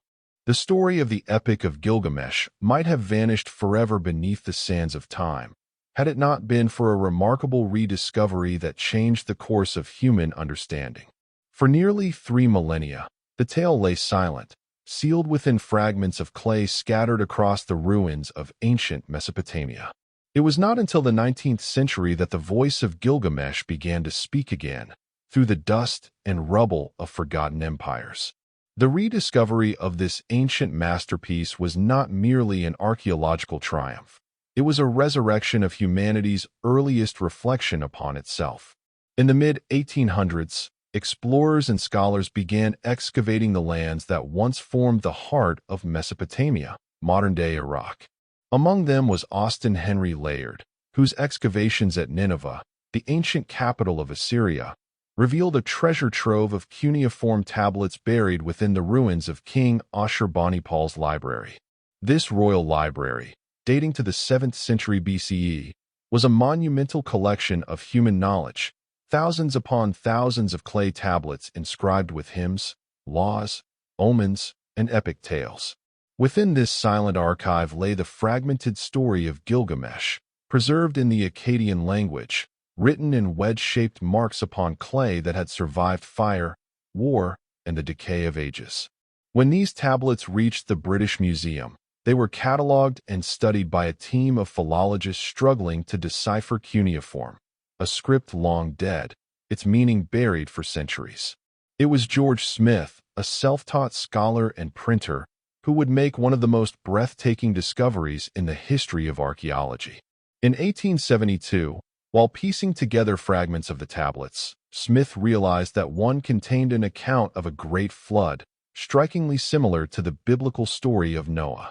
The revelation electrified the world.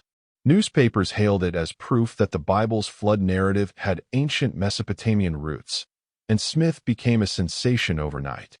Yet beyond the excitement of the flood story, what emerged was something far greater, the reawakening of an epic that had once defined the human condition. Piece by piece, line by line, scholars began reconstructing the Epic of Gilgamesh. The fragmented tablets were like the shattered bones of an ancient titan, and through patience and brilliance, the creature of words was given breath again. Over time, versions in both Sumerian and Akkadian were identified, revealing that the story had evolved over centuries, refined, expanded, and immortalized through oral tradition and written record. From temple schools to royal courts, the epic had once been copied, studied, and performed, teaching not only the deeds of heroes but the moral lessons of life, mortality, and divine justice. The rediscovery of Gilgamesh was more than an academic event. It was a spiritual reawakening. Humanity, for the first time, could hear the voice of its distant ancestors, not in the abstract, but through a story that felt deeply familiar. The questions that tormented Gilgamesh were the same that haunted every age since. What is the purpose of life? Why do we die? Can love and legacy outlast the grave? Scholars, poets, and philosophers alike were stunned by how modern the story felt, despite its ancient origins. It bridged millennia, connecting the first cities of civilization with the industrial age of discovery. The tablets themselves carried their own kind of poetry, scarred, broken, yet enduring. Many were burnt or fragmented, with only a few lines legible. Yet even those fragments pulsed with power.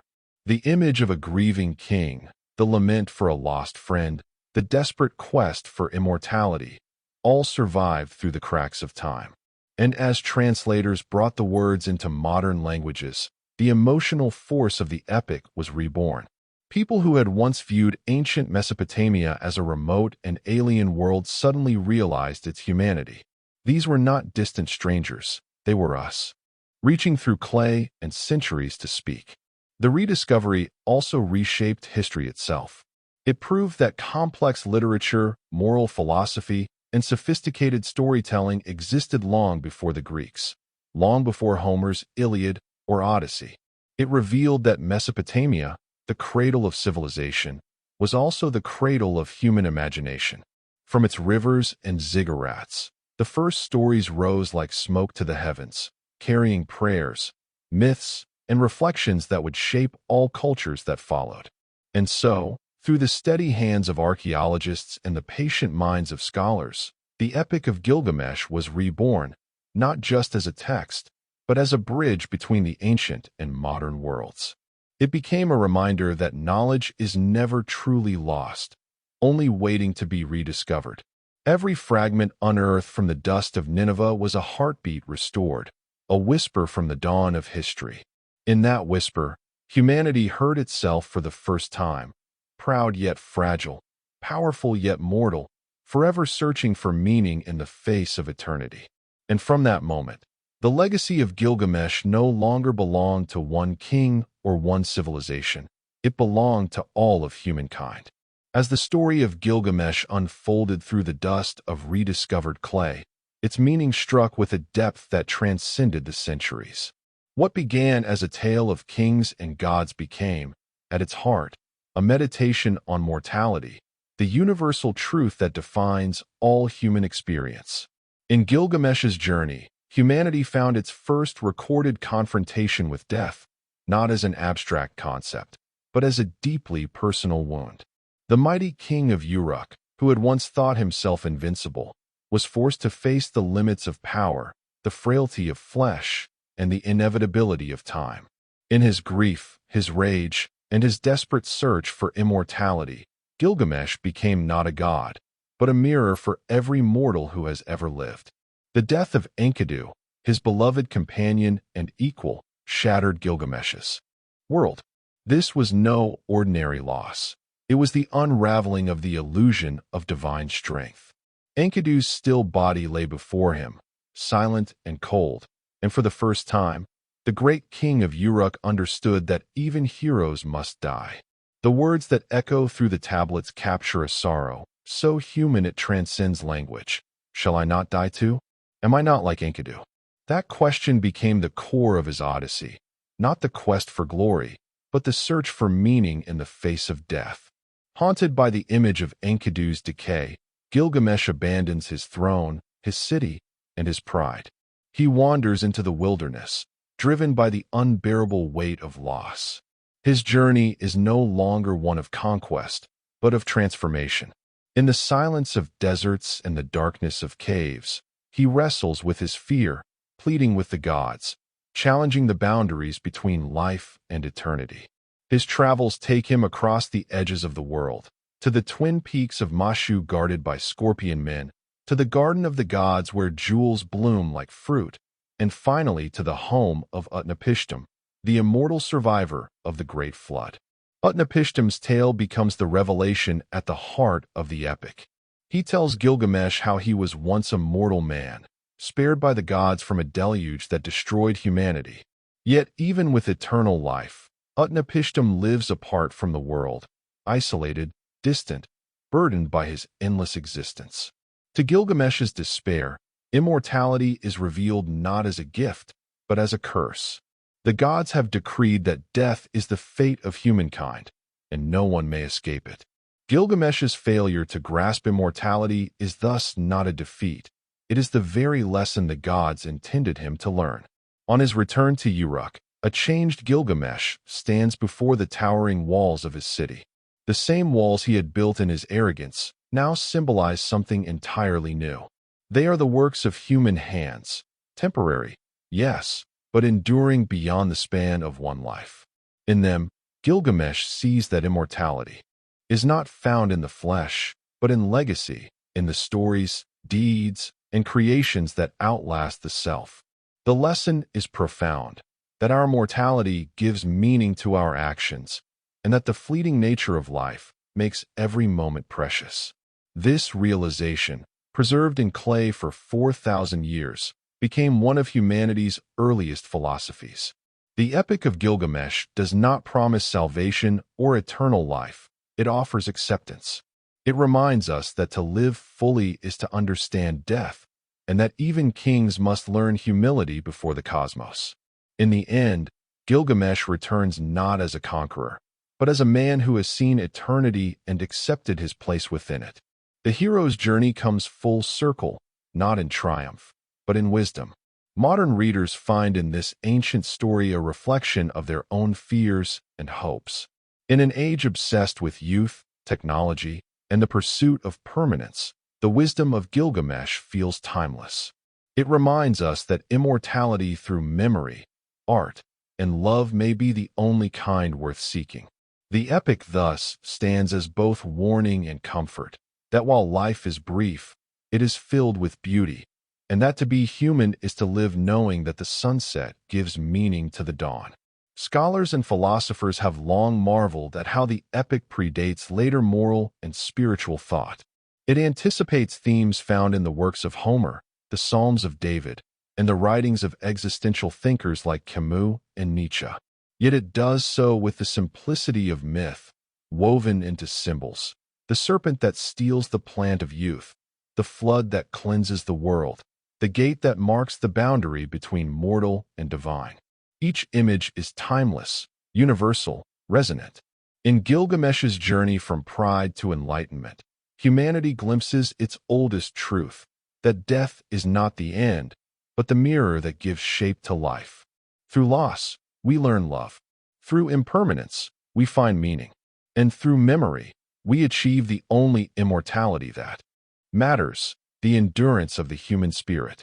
When the Epic of Gilgamesh finally resurfaced from the sands of time, buried beneath the ruins of Nineveh and the silence of millennia, the world realized it was holding a voice from the dawn of civilization. Written in the wedge-shaped, cuneiform script of ancient Mesopotamia, pressed onto clay tablets that had miraculously survived fire and flood, the story of Gilgamesh bridged the gulf between antiquity and modernity. What was once thought lost forever, whispered only in fragments and legend, emerged as one of humanity's greatest rediscoveries. It was more than just the world's oldest epic. It was the foundation of storytelling itself, the spark that ignited the narrative soul of humankind. Scholars who first translated the tablets in the 19th century were astonished by the depth and sophistication of the tale. Here was a work older than the Bible, older than Homer's Iliad and Odyssey, yet filled with moral, existential, and emotional weight that rivaled them all. The story spoke not of divine perfection, but of human imperfection, of ambition, friendship, grief, and the eternal longing to understand one's place in the cosmos. In Gilgamesh, humanity found its first literary mirror, a hero flawed and fearful, proud yet vulnerable, seeking something all of us seek, meaning beyond mortality. As archaeologists unearthed more tablets from the ruins of Mesopotamia, the epic's influence began to unfold like a map of ancient thought. The Great Flood narrative, for example, bore striking resemblance to later tales found in Genesis, the Quran, and Greek myth. The themes of divine punishment, redemption, and survival carried forward through centuries of oral and written tradition, reshaped by every civilization that came after. The gods of Sumer, Anu, Enlil, Ishtar, echoed in the deities of later pantheons, their stories evolving but never fading. In this way, the Epic of Gilgamesh was not merely a tale of one king's journey. It was the seed from which world mythology grew. Beyond religion and myth, the epic's literary influence rippled across continents and centuries. The emotional core of Gilgamesh and Enkidu's friendship set a precedent for the exploration of human bonds in storytelling. Their relationship, at once brotherly, competitive, and deeply affectionate, became a timeless archetype. From Achilles and Patroclus to Don Quixote and Sancho Panza, from Frodo and Sam to modern tales of hero and companion, this dynamic first found its full expression in the clay of Uruk. Even the concept of the hero's journey, later defined by scholars like Joseph Campbell, finds its earliest and purest form here. The call to adventure, the trials, the death and rebirth, and the final return home transformed by wisdom. Culturally, the rediscovery of Gilgamesh reshaped how humanity viewed its origins. Before its translation, the world had looked to Greece, Rome, and the Bible as the primary foundations of civilization's moral and literary heritage. But with the unearthing of the Mesopotamian tablets, a far older lineage emerged, one that traced the roots of writing, kingship, and myth-making back to the fertile plains between the Tigris and Euphrates. It was as though the ancient voice of Sumer had reached across 4,000 years to remind the modern world that its first stories, like its first cities, were born in the cradle of Mesopotamia. Philosophically, the epic's enduring legacy lies in its humanism. Unlike later texts centered on divine salvation, Gilgamesh's tale offers no promise of paradise, no divine rescue from mortality. Instead, it offers understanding, an acceptance of life as fleeting yet meaningful. This perspective, remarkably mature for such an ancient work, has resonated with readers from all ages. It teaches that greatness does not lie in conquering death, but in embracing life's impermanence with courage and purpose. Gilgamesh's walls of Uruk, standing tall against the horizon, symbolize that. Human achievement may fade, but the will to create, endure, and remember is eternal. In modern times, the Epic of Gilgamesh continues to inspire artists, writers, and philosophers. Its echoes can be heard in the poetry of T.S. Eliot, the existentialism of Sartre, and even the science fiction of Arthur C. Clarke. Its questions about mortality and meaning find new form in every era, adapted into novels, operas, and films. In classrooms and libraries across the world, it reminds each generation that the quest for immortality, whether through art, legacy, or understanding, is what makes us human. And so, from the clay tablets of Mesopotamia to the digital screens of today, the story of Gilgamesh endures. It survives not because it promises eternal life, but because it captures the essence of what it means to live, to love, to lose, and to remember. The king of Uruk sought immortality and, in a way, found it, not in his body, but in his story. Each time his name is read, whispered, or spoken aloud, he lives again. And in that eternal echo of his tale, humanity finds its oldest truth, that stories are the real monuments of civilization, standing long after stone and empire crumble to dust. The rediscovery of the Epic of Gilgamesh in the mid-19th century marked one of the most remarkable moments in the history of archaeology and literature, a true resurrection of the ancient world. When the ruins of Nineveh were excavated by Austen Henry Layard and his successors, they unearthed the great library of Ashurbanipal, the last Assyrian king. Within its charred remains, buried under layers of ash and rubble, lay thousands of clay tablets inscribed in cuneiform. Among them were fragments of a story that, once pieced together, would forever change our understanding of the dawn of civilization. Scholars soon realized that these tablets contained not mere administrative records or hymns, but a grand narrative of gods, kings, friendship, and mortality. The story of Gilgamesh, king of Uruk. When George Smith, a young British museum assistant, began to translate the tablets in the 1870s, he stumbled upon something extraordinary. As he deciphered one of the damaged sections, his hands trembled. He had found an ancient account of a great flood, eerily similar to the biblical tale of Noah's Arkansas.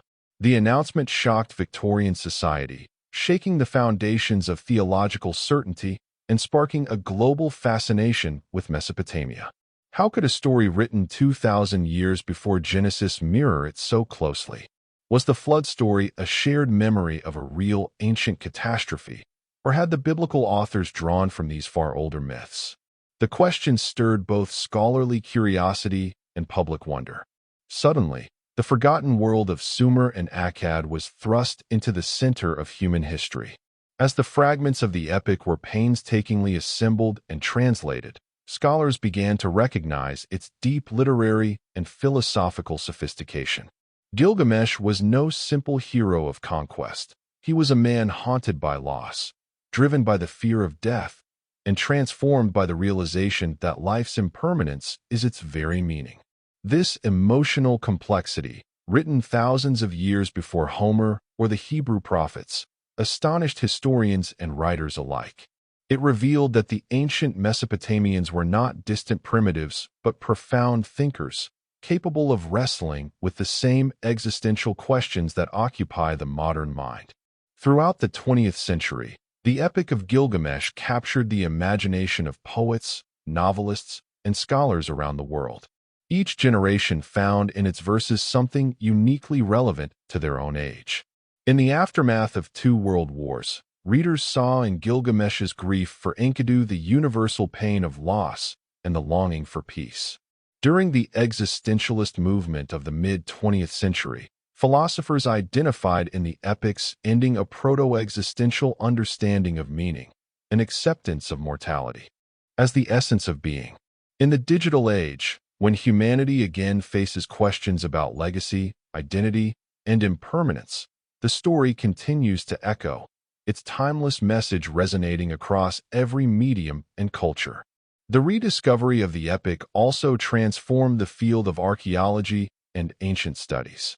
For the first time, humanity could read, in its own words, the thoughts and dreams of one of its earliest civilizations. This revelation inspired a new era of exploration into Mesopotamian culture, its religion, art, governance, and literature. It connected the myths of Sumer to later traditions in the Near East, bridging the gap between myth and recorded history. The names of cities once thought legendary, Uruk, Ur, Lagash, Kish, were revealed to be real places, bustling centers of early human life. In this sense, the recovery of Gilgamesh did not only bring back a story, it revived a lost world. Artists and writers across the modern era reimagined the epic through their own lenses. The surrealists saw in it a mythic dreamscape of the unconscious. The romantics admired Gilgamesh's heroic defiance of fate. Contemporary authors, such as Stephen Mitchell and Herbert Mason, rendered new poetic translations that breathed life into the ancient text, transforming it from an academic curiosity into a living, breathing work of art. In modern literature, from fantasy epics to science fiction, echoes of Gilgamesh's journey abound. The archetype of the restless hero who defies gods, ventures into the unknown, and returns home forever changed. Yet the rediscovery of Gilgamesh is more than a literary triumph. It is a philosophical one. It reminds us that the human condition has not changed in 4,000 years. The ancient kings and scribes who carved these words into clay grappled with the same fears and hopes we do today. The technology, language, and empires may have changed, but the questions remain the same. What is the purpose of life? Why must we die? What legacy can we leave behind? These questions, born in the cradle of civilization, still define us in the digital age. In this way, the rediscovery of the Epic of Gilgamesh serves as a bridge between past and present, a dialogue across millennia. The clay tablets, once buried in silence, now speak again through translations, performances, and reinterpretations. They connect us not to an alien past, but to ourselves, to the unbroken thread of humanity's search for understanding. Each time the story is told, whether whispered in an ancient temple or narrated on a modern screen, it fulfills the very lesson Gilgamesh himself learned, that immortality is not in the body, but in the story that endures beyond it. To truly understand the Epic of Gilgamesh is to look beyond the adventures and gods, to see it as humanity's first great meditation on existence itself. Beneath the ancient language and mythic imagery lies a profound philosophical core, the struggle to accept mortality, the search for wisdom, and the realization that life's meaning comes not from conquest or immortality, but from the fleeting beauty of being alive. For thousands of years, this message has remained as relevant as the day it was etched into clay. Gilgamesh's journey, from arrogant ruler to humbled seeker of truth, mirrors the journey every human must take, from the illusions of control to the acceptance of what cannot be changed. In the early tablets, Gilgamesh appears as the archetypal tyrant, a man who believes that strength and fame are the measures of greatness. His city, Uruk, is magnificent, its walls towering and unyielding, a symbol of human achievement. Yet beneath the splendor lies restlessness. Gilgamesh is haunted by the limitations of his humanity. His friendship with Enkidu, a man born from the wild, serves as the catalyst for transformation. Through Enkidu, he learns the value of companionship, empathy, and shared struggle, concepts far removed from his divine arrogance. But when Enkidu dies, Gilgamesh's grief becomes the crucible in which philosophy is forged. His despair is not just personal, it is universal. For the first time, humankind asks, why must we die? Gilgamesh's quest for immortality takes him across the edges of the known world, to mountains, deserts, and seas, through darkness and light, to Utnapishtim, the immortal survivor of the flood. Yet, even when he reaches the secret of eternal life, it slips away from his grasp like the serpent that steals the plant of youth. The lesson is devastating, yet illuminating. Immortality is not meant for mortals. The gods, in their wisdom or cruelty, have given humans the awareness of death, but also the capacity for meaning. It is this paradox that defines humanity, and the Epic of Gilgamesh captures it with haunting clarity. In the end, Gilgamesh returns to Uruk, not as the conqueror who left, but as a man who finally sees his city with new eyes. He beholds its walls, its people, its art, and its endurance through generations. These, he realizes, are his true legacy. The walls of Uruk, built by mortal hands yet standing beyond any single lifetime, represent the essence of human achievement, the power to create something that outlives us. The epic closes not with despair, but with quiet acceptance. Gilgamesh has not escaped death, but he has found something greater, understanding. He learns that meaning is not found in eternity, but in the brief, brilliant spark of existence. This theme resonates across time because it speaks to the heart of the human experience. Every age faces its own fear of oblivion, whether through war, decay, or technological transformation. Yet Gilgamesh's revelation endures, that life's worth is measured not by how long it lasts, but by how deeply it is lived. Modern psychology and philosophy echo this ancient wisdom. From existentialism to humanism, from Nietzsche to Camus, thinkers have grappled with the same realization, that to embrace mortality is to embrace authenticity. Death gives urgency to love, creativity, and purpose. Without it, life would lose its meaning. In today's world, where technology promises ever greater control over nature and even over death itself, the story of Gilgamesh remains a cautionary mirror. We still chase immortality through science, legacy, fame, or digital preservation. Yet the Epic of Gilgamesh whispers across the millennia that the pursuit of eternal life may blind us to the beauty of the moment. Gilgamesh's quest, though ancient, reflects our modern struggles with transhumanism, artificial intelligence, and the desire to outlive our humanity. But just as he discovered, the essence of life is not in escaping mortality, but in confronting it with courage, compassion, and creativity. Philosophically, the Epic of Gilgamesh also explores the dual nature of humanity, the divine and the animal, the civilized and the wild. Enkidu and Gilgamesh embody these opposites, and their friendship symbolizes the integration of both. The wildness of Enkidu is not chaos but purity. The civilization of Gilgamesh is not corruption but refinement. Their union is the harmony that allows humanity to flourish. When Enkidu dies, that balance is shattered, and Gilgamesh's journey becomes an attempt to restore it within himself. In this way, the epic is not merely about death, it is about wholeness. The lasting relevance of the Epic of Gilgamesh lies in its universality. Every generation, every individual, faces the same fundamental questions it raises. What makes life meaningful? How should we live knowing we will die? What does it mean to be human in a world ruled by gods, fate, or chance? The answers are never final, but the act of asking them connects us to a lineage of seekers stretching back to the dawn of writing itself. In the quiet of its closing lines, as Gilgamesh stands upon the walls of Uruk and looks out over the world he helped build, the reader feels a profound stillness. There is no triumph, no miracle of